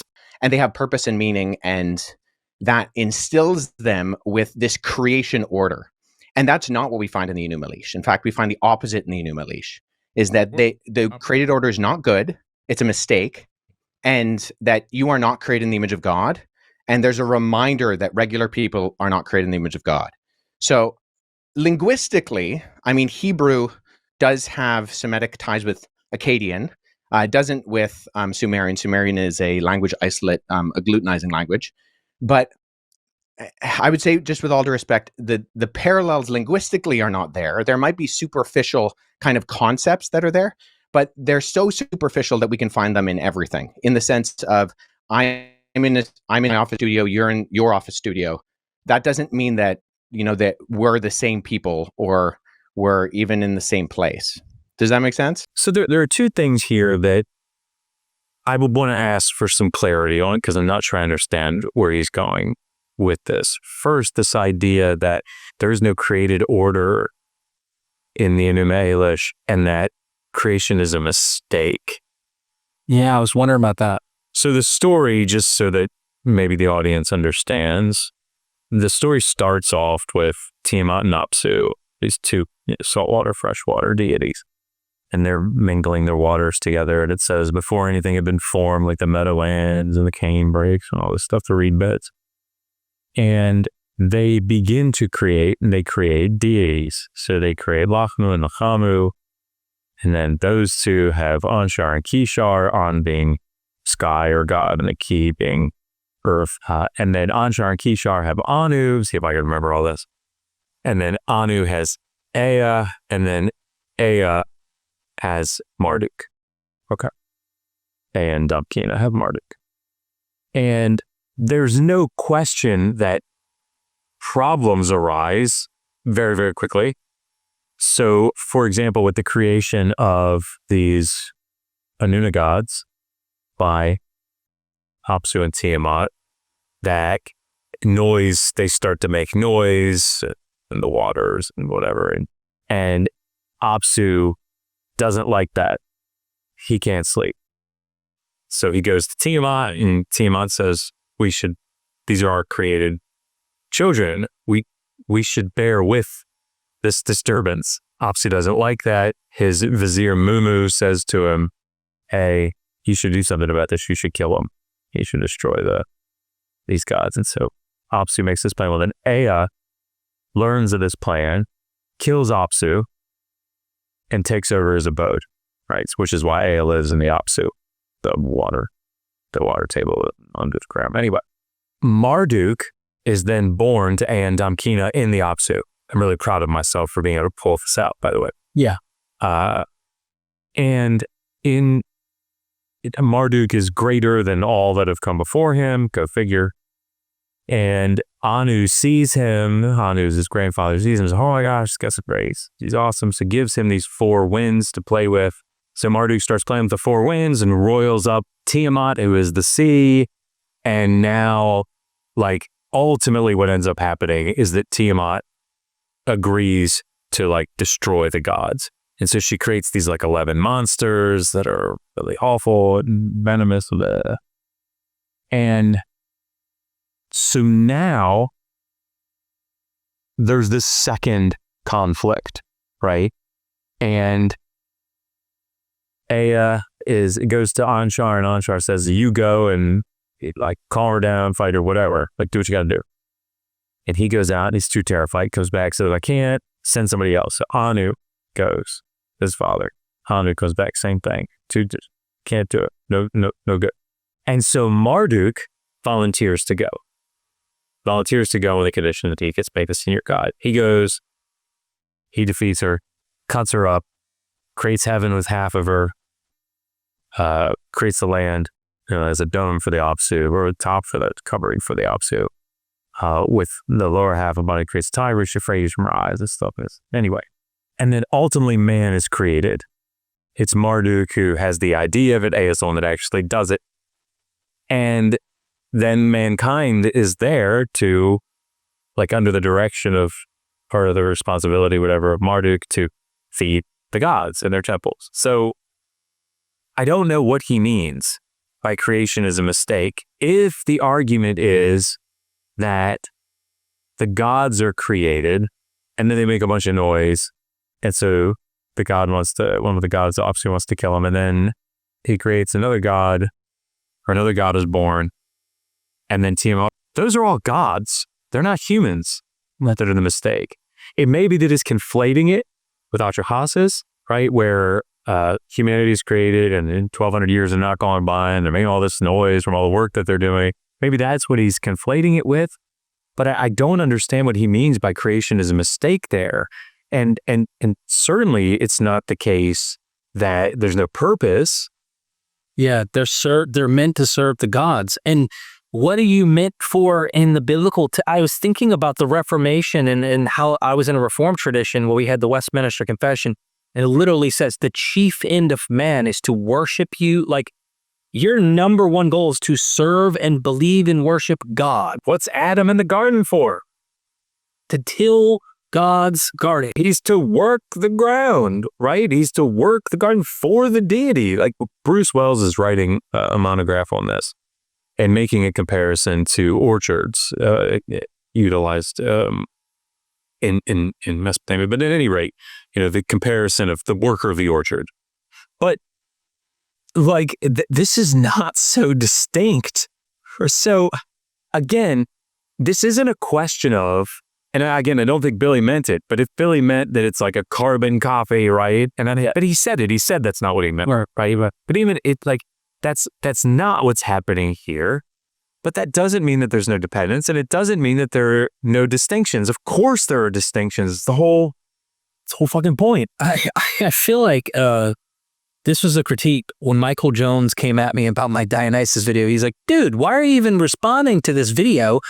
He thinks I was upset. No, I'm being very peculiar in dissecting his claims, and thought that he had arrogance when he said shut up and all this kind of stuff. Like, I was being very, very, you're this authority, you're going out here teaching these people, and I'm saying, no, I think you're wrong, and I'm making a critique, right? Well, in it, he couldn't understand why I did it, because he's like, the whole thing is about mythicists. You're not a mythicist. When 90% of what you're arguing against, you don't have to be a mythicist to say that that works. Like, you're actually arguing about things that I think cross over into my territory of things that I actually think are on the right track, or at least need to be better nuanced.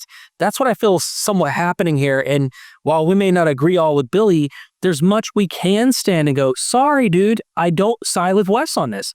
The other point that you bring out that I think is interesting, and this is something I see Genesis do, he mentioned 7 days, and it's ordered, and it's good, and it's from chaos to order, right? How often do the gods have a chaos situation happen, and then they bring order to the creation? I mean, There's a Sumerian text called Enki in the world order. That's the whole point of the text, is that Enki brings order to the world. He says, this is your role. This is your role. This is what you're going to do. This is your role. This is your role. I think that's Chaos Kampf. This, like, this theme that you see throughout the mythological texts, and not just in Mesopotamia, but I mean, of course, you see it in elsewhere, is bringing often the sea as a divine figure, as a personified figure, into subjection through battle. And is what you see in the even, I was about to say, is Yahweh not doing that over and over in the Psalms? I mean, it's all over. We had Leviathan we brought up earlier. There's Yam.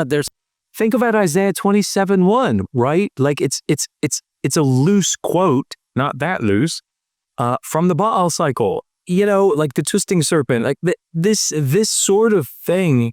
Again, I think that apologists, they worry too much about these connections. Some apologists worry too much about these connections, and they should just sort of like recognize it. But again, it sounds like Wes does, right? It sounds like Wes recognizes, but I don't know, maybe what happened is, as the discussion went on, it felt like recognizing Genesis 1 as an apologetic, polemic, whatever it is that he meant, would give too much ground. I'm not sure. Would have things that would follow from that, and so he started to kind of back off of it. I'm not sure. But, you know, this final statement that he made in this clip about it's like you're sitting in an office, or you're sitting in a studio and I'm sitting in a studio, that doesn't mean that we're together. Yeah, that's not what's happening. Yeah, there's a recent publication, edited volume by Sophus Hella and Selena Wisnum, and I can't remember the other two editors.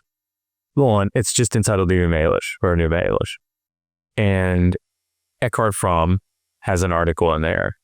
And he, like, the whole point of the article is to just go through and show all of the places that Enuma Elish shows up outside of the cuneiform world, and inside and outside. And like, the Enuma Elish is one of the most popular texts copied in scribal education contexts. Gasha showed that back in like 2000.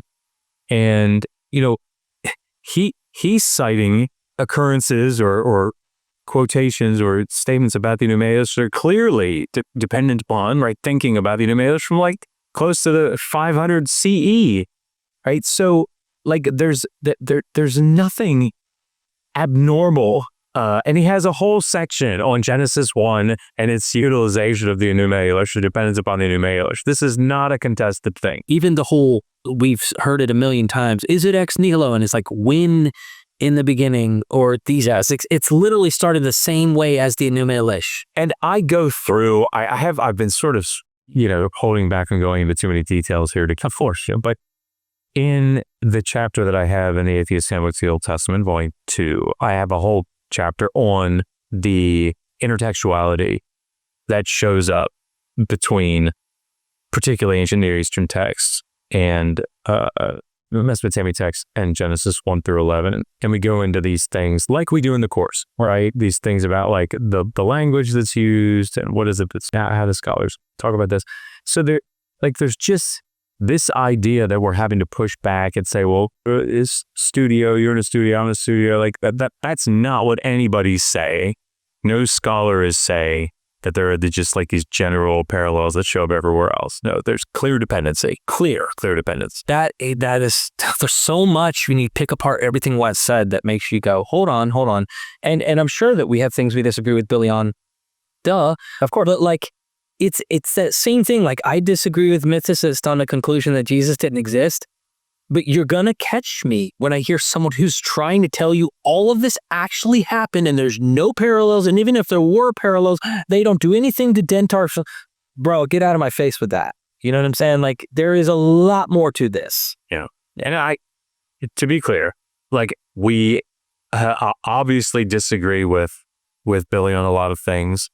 We obviously disagree with Wes on a lot of things. And we obviously agree with Billy on a lot of things. And we obviously agree with Wes on a lot of things, right, in this discussion. And it's not like I'm uber familiar with both of their work outside of this debate, but I just think it's important to be even-handed here and to say, yeah, I think Wes is right on this. Yeah, I think Billy's right on this. Yeah, and that's the problem is trying to nuance this. Yeah, but I don't agree with that. I just see if I have all these texts out, there's a lot of different information that you can see. There's a lot of it's been copied word for word into the biblical text. But what's the word for word? In your version of what you believe in, you keep saying that God's a he. Yep. And so where do you get that from? Throughout both the Hebrew Old Testament and the Greek New Testament, you have the masculine singular pronoun used for God. And why is God a man? Where's the evidence of this? Well, God isn't a man. See, within historical Christianity, we don't believe that God has a gender. However, the way that he has decided to reveal himself is through the masculine plural, and then ultimately by becoming a human in the person of Jesus Christ. So we don't believe that God has a gender. In fact, the fact that God creates humanity in his image and he creates them male and female, those are two aspects of the image of God. And so that's the completeness. I mean, there's so much, to say, and I don't want us to get bogged down into every little nut and bolt, but I will say this. God made man first, right? According to the myth. And then out of the man, he then makes the woman. And why? And is there any other rib stories? Anyway, I'm just being, but yeah, I mean, look, again, we've said this before. If we're just speaking like it sounds like Wes is through the lens of historical Christianity, be careful about that. Fine, like no problem here, because that's an interpretive framework, and that's the interpretive framework that is going to see Satan in Genesis 3, right? But if we're asking the question, how does the Hebrew Bible portray the deity? Portrays him as a man, like as a male, right? And Ted Lewis has a volume of recent, 2020 I think is when it came out, 2020, 2021, the Origin of Character of God. And he has like a long section of this, right? Like they're not shy. The writers of the Hebrew Bible are not shy about talking about God's body, right? And describing him as male. Like and again, I think Wes is agreeing with that, right? The masculine pronoun it sounds like what he's saying, and I'm guessing that's where he's going with that. So again, like I don't think that's the issue, but it sounds like what Billy is saying is like, why should we?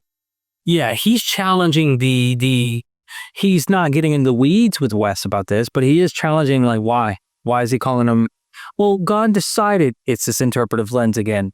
God decided to reveal himself through this kind of pronoun, but then his apologetic why is that he made both male and female in his image, which meant God is both feminine and male here in this text.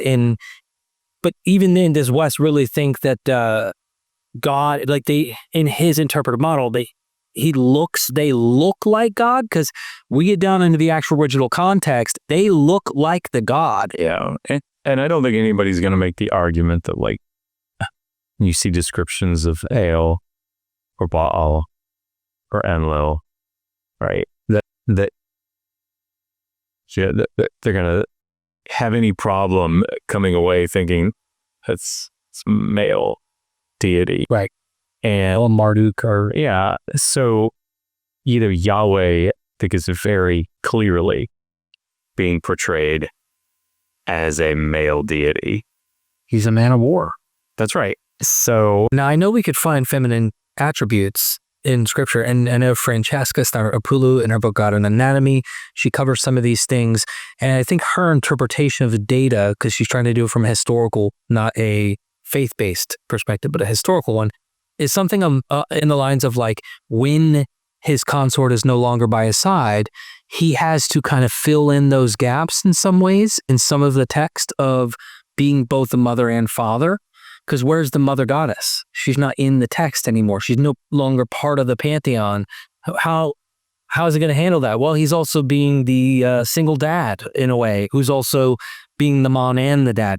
I don't know what the total, like, if we can ever know exactly how to understand this, but as you pointed out, as the priestly text is distancing God from the people, he's becoming a little more ethereal as well in some of his manifestation. An angel of the Lord is appearing instead of him. Like, once you start recognizing these layers, it becomes obvious that the older you go, just like we were talking about earlier interpretations of Mesopotamia, it was no problem for Enlil to be evil. He did bad, or a god to die. Like, they died all the time when you go way, way back there. It's like, I don't know. And I think there's this underlying assumption of univocality in these, and understandably so, because if Wes is coming at this from, like, historical Christian theology, there's an assumption of univocality in the text. But again, if we're going from a historical critical perspective, there isn't this univocal, there's this heterogeneous voice, right? I can apply. I mean, sorry, gotta cut that, but it's not heterogeneous, homogeneous. There's not this univocality. There isn't this single theological position in the Hebrew Bible. And I think that that's something that we need to highlight in this type of discussion. We're talking about the interpretive model of historical Christianity. Fine, you can have this univocality, this homogeneity, but turning to historical critical, you just don't have that univocality. You know, my problem is I've been reading all sorts of stuff in, like, broad, there's so many different categories. I got lost in recently in classical material, but before that I did the God's body stuff, and I was like, you know what, let me do another one. People really liked the Francesca one. Let me defend Francesca by using other scholars, so she's not the lone wolf out here speaking on behalf of God's body, God having a male body. And Benjamin's Stillum? His book, there's a female academic that actually had a really good one that goes deep into this too. And then there's like 3 or 4 different books that I can't remember the names off the top of my head. One of the very first things the guy goes, just so you know, again, the univocal, the Bible's not talking about one Yahweh. Yahweh is more than one Yahweh. And the way Yahweh is portrayed or visualized or understood is unique and different. Adding to that, some of the interesting aspects is the female academic who actually takes us through going into the language and art of the surrounding ancient Near Eastern cultures, showing you that in their texts, they describe the gods in a certain way.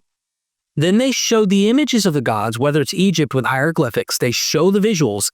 Then they're showing coinage of El right there in Ugarit in Israel and how he's depicted. Then they're showing this and this.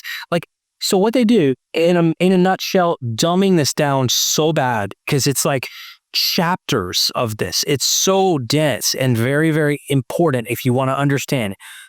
Practically this, the language that depicts humans and the art that depicts humans is also the same language that is used for the gods, and the art that depicts the gods in an anthropomorphic, bodily, physical form like us. The same language that depicts God in the Bible is the same language that is used to depict man in the Bible, and the art that we find also is depicting the same thing. The conclusion is God has a body and it's male. It's that simple. That was the conclusion. And all of these academics they had differences in their books, came to the same conclusion. Now I know later on, I would argue post-Plato, Greek philosophy starts to infiltrate all the minds and Hellenism. Yeah, we get it. But that's the lens you're interpreting it through now, and it's not what the original text were indicating. And as long as we're clear about that distinction, I understand what you're saying, Mark, but what I'm saying is I think we're missing a big point here. The point that I'm trying to make here is that the Bible is written by people, men who are extremely flawed. And the evidence of that is what they took the information that's in that biblical text and what they did with it globally to other human beings, and how they even wrote about it in the Bible, how they enslaved and tortured people in the biblical text. So in that case, even in the book of Deuteronomy, which is one of the most brutal books out there, where everything is given okay to rape women, kill children. If one person talks against your Lord, go to that town and kill the whole town, burn the town down. So brutal. It's just too much. Like I said, so this is another place that I think we have to be very clear in the context of these discussions when we're talking about what an ancient writer meant or said. And what I mean by that, there are different categories. There's an emic category and an etic category. And basically the distinction here is, what did it mean in its context, to its writer, to its audience? And what does it mean through a more modern lens, right? That's the sort of the big distinction here. So when we think about passages like Deuteronomy 21, which is the law about the captive bride, Deuteronomy 21, 10-14, today, looking back, and this is setting aside just marriage in general in the ancient world, where consent isn't really a thing. When you think about the captive bride, I don't think there's any modern definition that I know of, not that it's my field, but I don't know of any modern definition that would not be considered rape, right? It's sex under duress without consent. Like, that's rape, right? Right. And yet we have to be very careful, because I don't think we can say, without nuancing it, without explaining what we mean, that Deuteronomy 21 endorsed rape. If what we mean is, when we look at it through our modern understanding of what consent is and what rape would be, it is endorsing that act that we would call rape. Right. Yes, 100%, no question about it. In this kind of a context, though, where we've been dealing with what did the ancient authors mean, or what did the audience hear, this historical critical context. I think if we're going to say something like Deuteronomy endorsed rape or condoned rape or said it was perfectly okay, I can't remember the verbiage that he used exactly, they would not have considered that rape. Right. So there are laws in Deuteronomy 22 against rape, right? So we can't say that from their lights, according to their lights. Is it because in that context, it's a battle, it's a war, like we won, we defeated you, we now take your women? It's kind of like the given as part of a war, like the war booty. Sure, they're property. They're property. Yeah. Now, the condemnation of the act that gets in the next chapter, you're saying that's a completely different context. Is that talking about married women? Is that talking about just any woman in a free society? Like, they're not slaves, but they're... So there are different categories that are laid out in Deuteronomy 22. I have a whole chapter for this in that same atheist handbook to the Old Testament. But yes, so the question that always comes up with something like rape, laws against rape, are whether the woman assented to it. It's different from our conception of rape. Did she put up a struggle? Like, was she voluntarily going and doing that? Right. And again, not to get into the weeds here, but then her status is she A slave? a free virgin? Right. Is she a betrothed or already married woman? Or is she a slave? Like, these are all categories, things that can affect that. But the point is that when Billy says here that it says it's perfectly fine to rape or something like that, that's true if what he means is according to our lights. If Wes can use his interpretation model all day long in a Bible, and he does all throughout this thing, like, well, according to the Christian interpreter, what we think it's the image of God, all of that is disputed according to historical rigors. What's the text saying in its original context? Cool. You got your chance to spit your views on what you thought. Well, according to our views, and I would imagine Wes would feel this way himself if that kind of behavior was happening right now. So it's just ironic that when we get to the Bible, there's these, like, let's defend, let's protect, let's shift the goalposts. That's kind of... Yeah, I mean, I don't think any apologist, not any, but many apologists that I engage with, they wouldn't balk at saying the Neo-Assyrians murdered, like the Neo-Assyrians kings murdered, their captives after war, right? Right. But that's not according to the Neo-Assyrian lights. They're not murdering them. So I think, we're all guilty of doing this sort of thing or being prone to doing this sort of thing. But that's why I think we just need to be precise here. So, like, again, I agree with what Billy is saying here. If what he's saying is that according to our lights, this text, and I think that is what he's saying because he's talking about how the text was used. Yeah. But like, according to our lights, there's no question that was non-consensual, forcible sex. Well, yeah, and this doesn't even get into the conquest because but it's related to, I think, his point of go and take, and these are virgin daughters and virgin girls and all that. So that's a whole nother can of worms.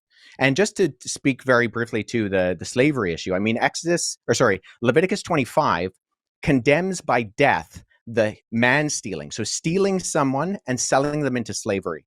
And the fact that the 10 Commandments are prefaced with, you are a nation who was slaves. I'm the God of Israel who brought you out of Egypt. So there's a fundamental difference, and there's lots of literature on this. I would encourage people to read my friend Paul Copan's book, Is God a Moral Monster?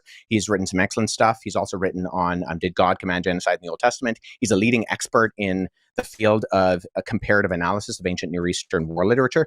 And so there are very coherent explanations.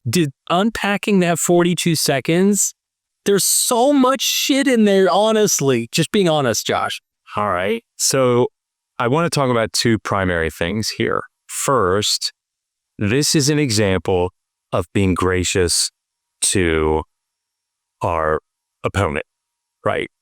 So, once Wes starts talking about slavery in the Hebrew Bible, he becomes my opponent. Right? I'm just half kidding there. But so here, if I were a dick, I would say, just be a dick right now. Just no. But when Wes said, "Can you summarize the Enuma Elish?" Right. Well, what Wes did here, I feel like it would be very easy for me to take his slip up and say, "You don't even know these passages," because he said in Leviticus 25, there's this law about man stealing. Well, that's Exodus 21:16, right? Or Deuteronomy 24:7, right? But that's just a slip up. Right. And it doesn't mean that he doesn't know these passages. It doesn't mean that he doesn't know the text. But even that, what does that have any to do with slavery ultimately? But I want to bring that out because I think it's important that, again, while there may be contexts in which it's necessary to have that type of rhetoric. Yeah. I feel like we should be reticent to do it. Here, I am giving Wes the benefit of the doubt here that he knows that that's Exodus 21:16. If he took a second to think, he'd be like, oh, yeah, that's right. It's Exodus. Because he started to say Exodus, right? And then he changed it to Leviticus 25. So I don't think that's indicative of him not knowing these passages. Okay. You're absolutely right. Man stealing has no bearing on the system of slavery that is being endorsed of course. And what is man stealing? So people understand, it's not you can't own people and make them your property. It's you got a guy who's mine, pretend I own a slave and you own a slave, and I go and steal your slave or keep them or go off and sell them, that's against the law. Sure. Or stealing another person's slave. Sure. Or free person, correct? Yeah. I mean, and the example that I give is it's illegal to steal somebody's car. That doesn't mean you can't own a car. Right. So, right, duh. So, two or three or 50 things that I could say about this. First, there are laws in the ancient Near East against stealing people, right? Would Wes argue that because Codex Hammurabi, the laws of Hammurabi 14, make it, you can't, steal somebody's kid or force them into slavery, that therefore there's no slavery? Or that the Code of Hammurabi is divine. Yeah. It's a better, right. Yeah. No, of course not. Right. Nor should. And so, but the reality here is you're not allowed to reduce a free person to the status of slave against their will like that. You can't kidnap people. Like that has nothing to do with slavery. In the sense that it's not like if you can't kidnap people, there's no social institution of slavery. That doesn't make any sense. Right. It doesn't follow from that, and which is evidence simply in the chapter itself, right? So now I know that they want to make big distinctions about it's not chattel slavery, it's indentured servitude. It absolutely is chattel slavery, and you and I have talked about this ad nauseum. I don't know if you want to go into it here, but just to sort of camp on the point that he made there about Paul Copan, and this to me is a red flag. When you cite Paul Copan as an expert, how did he word it? Encourage people to read my friend Paul Copan's book, Is God a Moral Monster? He's written some excellent stuff. He's also written on Did God Command Genocide in the Old Testament? He's a leading expert in the field of a comparative analysis of ancient Near Eastern war literature. And so there are very coherent explanations. Okay, so he's a leading expert in the field of comparative analysis of ancient Near Eastern war literature. Right. Okay. No, he's not. And I think if you ask Paul, with whom I've had conversations, if you were to ask Paul, I've gone back and forth with him in writing. Yeah.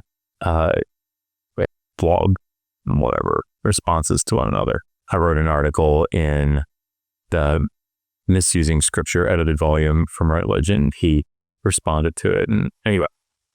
But if you were to ask Paul, are you a leading expert in the field of comparative ancient Near Eastern war literature? He would say, no, I'm a philosopher.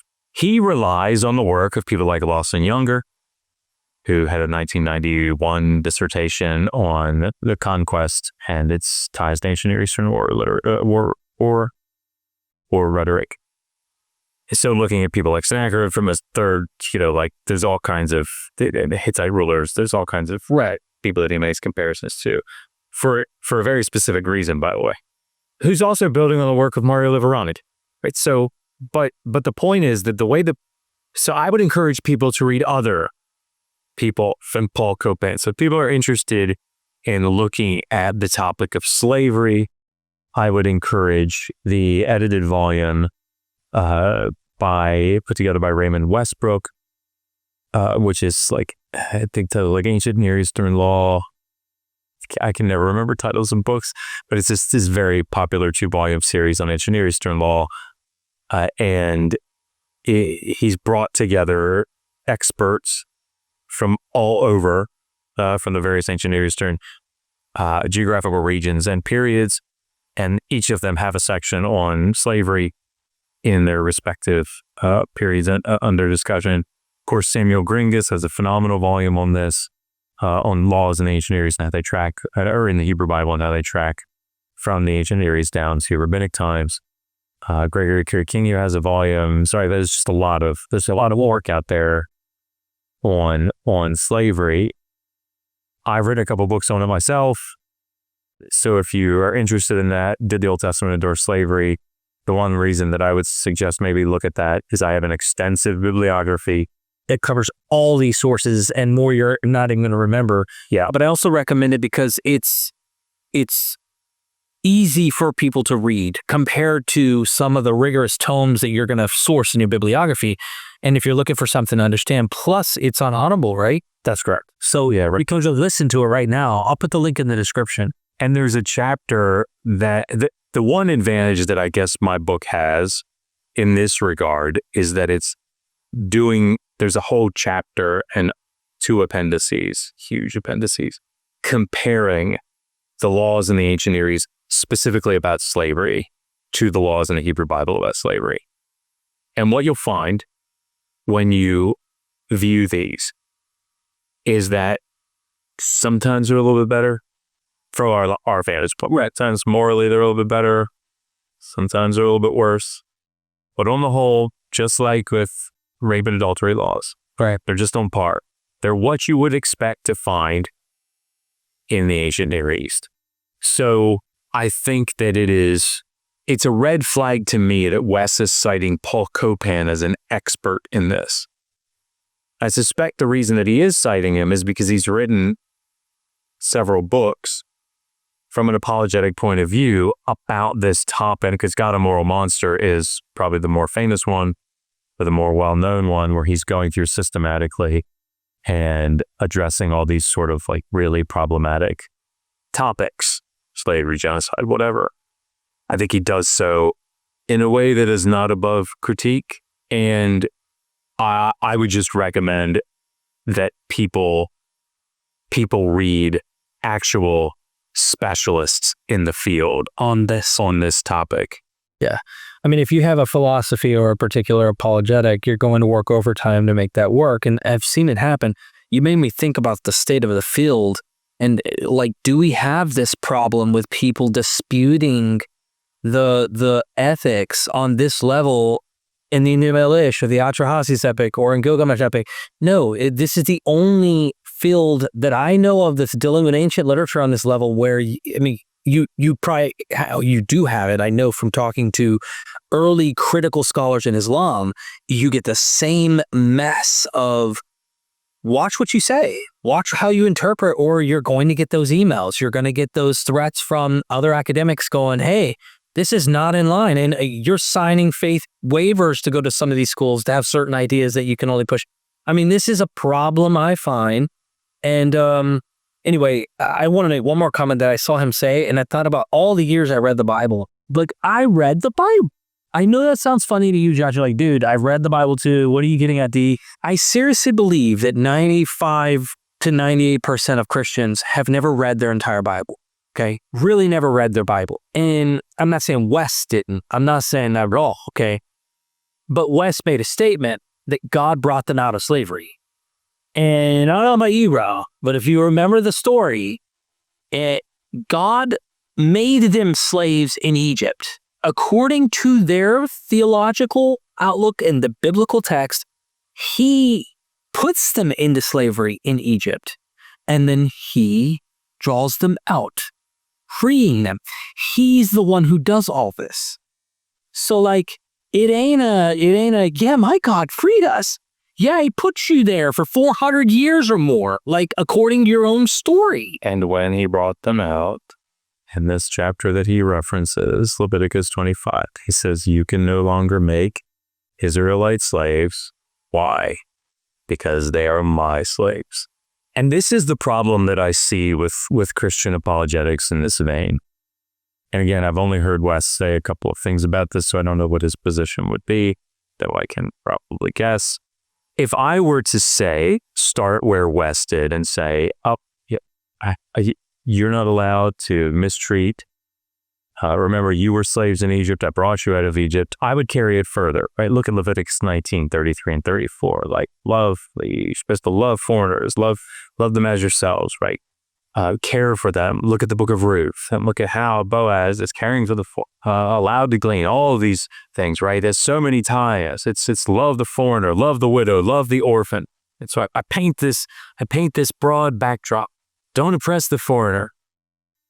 So now when I get to a passage like Leviticus 25, 44 to 46, if we actually do get there in the discussion, when it says, as for male and female slaves whom you may have, You may purchase them from the nations around you. From them, you may buy slaves. You may also purchase some of the temporary residents that are living in the land with you, and from their families who have been born in your land.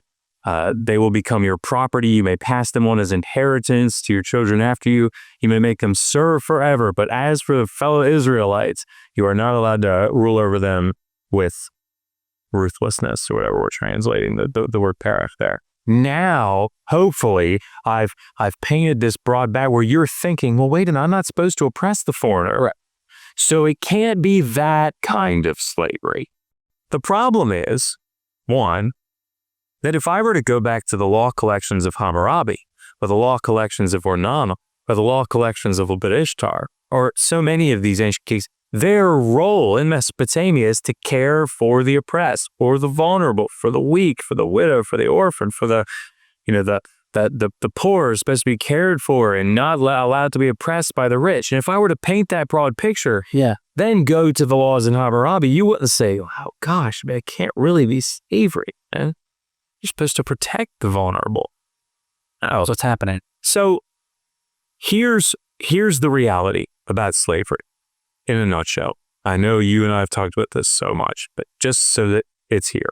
In Exodus 21 and Deuteronomy 15, Israelites are allowed to be taken as debt slaves and kept for up to 6 years, have to be released in the seventh. In Exodus 21, 2-6, it specifies that if an Israelite comes in single and is given a wife by his master, who is a slave, not the master of the wife, the woman, and they have children, when that man's term of service is up, the 6 years, and he wants to exercise his right to go free, his wife and his children do not go with him. They belong to the master. If the husband wants to stay with them, he becomes a chattel slave. So you have 3 types of chattel slaves there, right? Or three different chattel slaves in that scenario. The man who signs up to be one, and the wife and the children that are chattel slaves. They're the property of the owner. Slaves are anticipated to be beaten. These are probably debt slaves, most likely debt slaves in Exodus 21, 20-21, 26-27. If a slave is beaten and it's determined, that's probably what's going on here, it's determined that they've been killed via abuse, then the master is to be killed, probably killed. It's a difficult word there to talk about the context, but if they survive a day or two, then there is to be no punishment, no because the is silver, right? This is money. And we've talked about this ad nauseum in different places. In 26 and 27, if a slave has an eye destroyed or a tooth knocked out, which are serious offenses in the ancient Near East, right? These are things that drew serious penalties, even from very early on. The slave does not do lex talionis, which a free person would be. Instead, they are to be released because they're a debt slave, again, most likely in the context there, and their debt is forgiven and they're released, right? Which essentially equates to a monetary payment. This is what we see for the slave who is most likely a chattel slave in Exodus 21:32. If he's gored to death, then the 30 shekel payment is made to his master to compensate to buy a new slave. Ostensibly, this is Disposable in a way, but yeah. their property. They're valuable property. 30 shekels is nothing to sneeze at, but they're valuable property, but they're property nonetheless. Deuteronomy 15 has a lot of parallels to that, so we won't go to that. But Leviticus 25 is the other place that really hones in on foreign slaves. Foreign slaves, by the time of the Holiness Code, are, again, as I recited there, they're allowed to be purchased as permanent property. They become part of the inheritance that's passed down. They become part of the achuzah. There in the Hebrew, the landed property that is, the inheritance that is passed down. They can go to their children. They're allowed to be, made to serve forever. So these are chattel slaves, the slaves proper in this sense. So this is what slavery was like. Okay. Now, if people want to talk about how this compares to what's going on, again, in the rest of the ancient Near East, again, I would encourage them you could read my book on it, or you can read any number of sources on this. And again, there's not a lot to distinguish them for these things, and that slavery within ancient Israel was very, very different from what slavery around the ancient Near East was And on top of that, once again, Slavery continued on. when abolition movements happen, what's that? Sorry, Billy? I said slavery continued on throughout the Bible with no problems. But it was always undergirded by the fact that this was not the ideal, that this was something that should not be done. And even slavery within ancient Israel was fundamentally different than slavery around the ancient Near East. This is not a contested fact. You can look at the scholarship of individuals like Wright, who's written extensively on this. He's an ancient Near Eastern ethicist, and there's vast difference between the law codes in Leviticus, Deuteronomy, and Numbers, and something like the Code of Hammurabi, which puts people on a tier system and gives different punishments depending on where they are within society. That's not true in ancient Israel. If you were a king and you stole somebody and you sold them into slavery, they would punish you by death. But you steal somebody else's slave. You can't steal somebody else's slave. That's not a good thing to do, right? No, we've talked about several of the things that he discussed there, but to again pick up on who he is citing as an expert in this, he's citing Christopher Wright, who has written a book on Old Testament ethics, ancient Near Eastern Old Testament ethics, with whom I disagree on many points.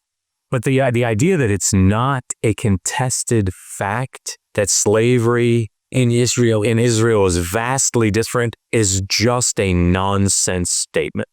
It's incorrect. It is incorrect. And again, when I did, I had a discussion, Kip Davis and I had a discussion with Gavin Ortland and Trent Hoare. Mm-hmm. I hosted it. That's right. Yeah. And my memory is bad. As I guess that's why I'm here, and I'm your savior. You know, the basic argument that they were making was that, yes, slavery was there and it was bad, but it was a little bit better than the rest of the ancient Near East.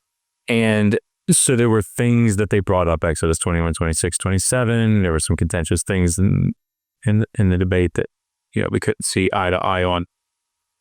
But, part of the issue here is trying to find, from the apologist standpoint, trying to find these things that are so much better about what's in the Hebrew Bible. So you notice that what I heard Wes say was that there's a tiered system in the Code of Hammurabi. Right. Okay, so what he's referring to is there are three different types of people that are referred to. There's an Awilam, which is like a free person, whatever, regular citizen type person. You have a Mushkanim, which is like a commoner. And then you have a Wardam, which is a slave. And so you'll see a lot of these laws. If you knock out the eye, have an Awilam, eye for eye. If you knock out the eye of a Mushkanim, a commoner, slightly less penalty. If you knock out the eye of a slave, less penalty, right? So this tiered system is what he's saying does not exist in the Hebrew Bible, as we talked about in the last clip. While it's true that there's not a three-tiered system that's, laid out in the law collections of the Hebrew Bible, there's certainly a distinction between a punishment that happens to a free person and punishment that happens to the master if the ox gores a free person, if the ox gores a slave. One is a monetary penalty and one is the life is forfeit.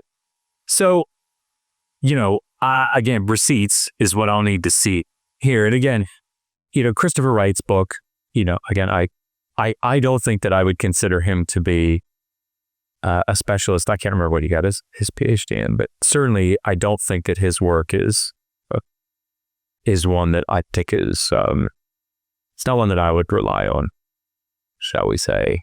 And, Bernard Jackson has a phenomenal quote, I cited in my book, but he has a phenomenal quote about this specific point of contention about how the ancient Near Eastern law collections are so much worse than what you see in the Hebrew Bible. And he cites, I think it's Hammurabi 117. It's one that I talk about quite a bit, where it says if someone becomes a debt slave, they're allowed to be kept for 3 years, and they have to be released in the 4th. So I remember asking the question in that discussion, is it better to be a debt slave for a longer period of time or a shorter period of time? And if you say, well, it's definitely better to be, a slave for a shorter period of time, well, then the laws of Hammurabi are better than what you see in the Hebrew Bible. Yeah. And then if you take the other horn and you say, well, no, it must be better than to be a slave for a longer period of time, then I would say, oh, well, God really didn't like his own people then, because gosh, those foreign slaves had it real good. They were allowed to be kept for life and passed on as inheritance. Right. And the reverse is what I noticed the apologists do, where as soon as you brought up that it's actually a lot less time that they're slaves, half the amount of time in this context, specifically the 6 years for Israelites and 3 years here with the Hammurabi Code.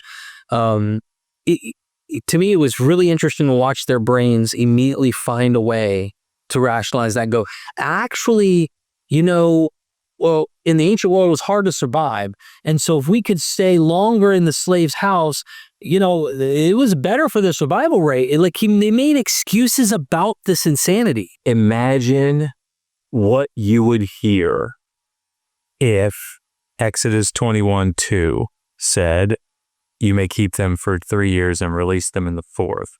And Hammurabi 1:17 said you can keep them for 6. They use that that's all you'd hear about. Yep, all day long. Look, it's twice as good. Yeah. And this is why I'm in trouble always psychoanalyzing, because I know what goes into the brain of this. I thought it was funny at the end how Billy was like, yeah, I guess it's not good to steal your friend's slave, and he chuckles. I mean, Billy sees it. Billy's seeing it while he's going on and on about it. And you're the guy on the slavery, you know the ancient Near East, you understand these earlier myths.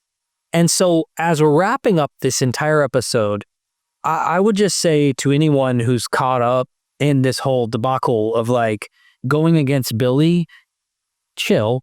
You don't have to agree with Billy. Billy, we've talked to him. We don't agree with Billy's conclusions. He's not that kind of guy where you have to believe like me and agree with me on everything. But also, I want you to think about the worldview you hold and the man that you so value as the center of that philosophy. His name is Jesus.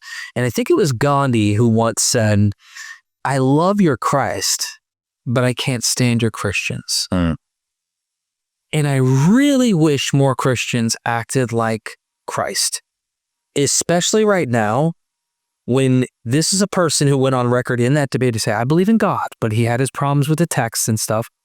And then the hate that this guy has been getting and the kind of bullying bullshit that the internet is doing on him on this level.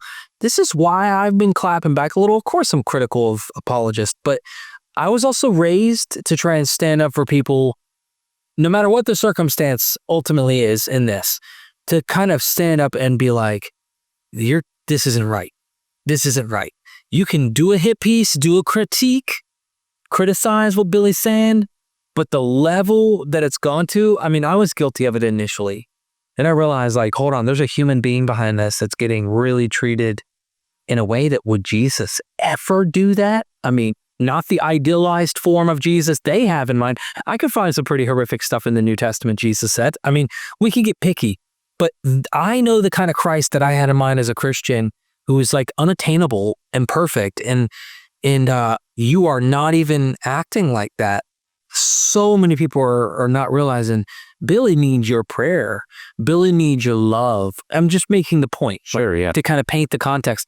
Billy needs you guys to go and not treat him like this. Show him love, unconditional love. Don't do that. That's my personal advice. Why is it a skeptic? Why is it two skeptics are here showing compassion to somebody that we don't agree with at the end of the day? We can agree on the facts of these things.